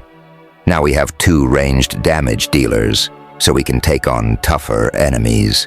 How much damage does the spell do? Chad put out a hand for a high five. Joe slapped the outstretched palm and winced as the disparity in strength between the two caused his hand to throb. Right now, only 10 points of damage. It does 10 points per skill level, but the cost doubles with each level as well. Takes about 2 seconds to cast correctly, but if I dump extra mana into it, it seems that I can cast an inferior version faster. Ooh. How many times can you cast it in a row right now? Teona's eyes gleamed as she planned out their next fights. Only 8 correctly cast versions before I am totally out of mana, Joe stated almost sadly, though no one else understood why. They thought that was perfectly reasonable for such a powerful spell. Teona did some quick math in her head. All right, healing is pretty cheap for you though, right? That makes perfect sense. Using non-class-related skills costs more stamina for us. Why wouldn't it cost you more mana for spells? In that case, during battle, I only want you to use the spell a maximum of 5 times. That way you will have enough in reserve to heal us if we get put into a tight spot, but you'll still be able to contribute to the fight more directly. Also, that spell seems really hard to avoid. I didn't even see it cross the distance between you and your target. It should be difficult to avoid. Joe chuckled with glee as he realized that having non-class skills wasn't out of the ordinary. He could flaunt his abilities a bit more with this knowledge. It uses the target's shadow to attack them and seems to move at the speed of darkness. Speed of darkness, faster or slower than the speed of light. Hey, looking at the bodies, I don't know if it did full damage to the wolves, but it might have. Guest chimed in as she inspected the corpses. It's great, but remember that these are just animals with no magic resistances. Monsters and bosses will almost certainly be able to ignore some of that damage, so keep that in mind. Also, now that you have a damaging spell, I think we should have you go hunt foxes, all on your lonesome soon. Will do. Thanks all. I'm glad you are so happy about this. Realistically, Joe expected them to be a little miffed that he hadn't told them about his spell earlier. He now saw that he would be pretty upset if one of them were doing his job. What if suddenly Chad had been able to magically heal without telling him? Blech. As they walked, a notification popped up since combat was complete and his stress levels had decreased. Experience 48, Wolf times 4, skill increased, mana manipulation, novice 2. Not bad, every little bit helps. Chapter 19. Hunting 10 wolfmen was complete in under an hour. The number of wolfmen in the area seemed to have increased dramatically now that they were being actively hunted. Was it a response from the game? Perhaps their tribes were just sending out more patrols. Regardless, after completing their daily hunting quest, the group wanted to head back to work on their individual projects. Tiona relented, but informed Joe that his job was to hunt foxes until the sun began to drop and he needed to get behind city walls. Fairly pleased about this task, Joe readily agreed. He had gained 610 experience from the wolf hunt, a pretty solid haul for an hour of fighting. Sure, it took about 2 hours of walking to get there and back, but it wasn't a waste. Joe needed just over 3,000 experience to get to level 5, which would unlock his profession. Then, according to Tatum, he would get massive bonuses from his research and could live in the library for a while. After assuring the others that he would be fine, Nita none. Hunting alone. He waved them off and waited for them to leave his area. Then he smiled, opened his character sheet, and set his class as mage. Quest updated. Playing your fake role too. As a mage, your job is to output as much damage as possible in as short a time as you can manage. If you want to be a believable mage, your ambition needs to be even higher than an actual spell slinger. Learn 3 mage spells, 1 out of 3. Get 1 mage-type skill to the beginner ranks, 0 out of 1. Kill 5 enemies within 10 seconds by using spells, 0 out of 1. Well, dang. This quest was going to take a while unless he was able to get an area of effect spell, but the reward was pretty great. How was he going to manage this? Somehow, he felt that a fireball spell was out of the question for him, with his affinity for water and darkness. Well, at least it probably wouldn't be very effective. Technically, he was able to learn any type of magic because of his class. Setting his combat notifications to be read at the end of his training, he decided to begin the hunt. Cracking his knuckles and smiling at his soon-to-be victims, he dove into his grisly business. Joe was here to kill foxes and chew bubblegum, and as far as he could tell, bubblegum didn't exist in this world. Looking around with narrowed eyes, Joe tried to see any hint of fur in the area. The red fur stood out against the green grass pretty well if he paid enough attention, and his perception let him paint targets easily. Sighting one fox stalking an inattentive rabbit, Joe started the gestures needed to cast Shadow Spike. It took about 2 full seconds for the spell to be cast properly, and the difference between the hastily cast spell he used on the wolf and this proper cast was instantly noticeable. The spike formed under the animal faster, looked more solid, and was several degrees darker. The fox was lifted off the ground, impaled through its stomach. The spike vanished quickly, leaving the mewling fox to bleed to death over the next few seconds. Joe felt bad that he wasn't able to finish off the fox in one blow, as he really didn't want the poor thing to suffer. The next time he saw a fox, he specifically targeted its head with the spike. Unfortunately, right as the spell completed, the fox whipped its head in Joe's direction, and the spike missed completely. It crouched down, growling at Joe, but not moving to attack just yet. Joe glared at it as he finished his spell again, feeling the mana move through his body and form into a spike under the animal. The shadow punctured the small skull, and the fox thrashed only for a moment before expiring with a sigh. Joe spent the next few hours tracking down foxes, impaling them, and doing his best to boost his skills. With every cast, he tried to utilize his channels correctly while thinking through every aspect of his spell. On his 21st kill, the mana drain seemed a bit more intense than usual. As he was currently set as a mage class, the mana cost was negligible and replenished by the time he finished the next spell, so he wasn't sure if he was just imagining things. He took a moment to read his newest notification, intentionally ignoring the others.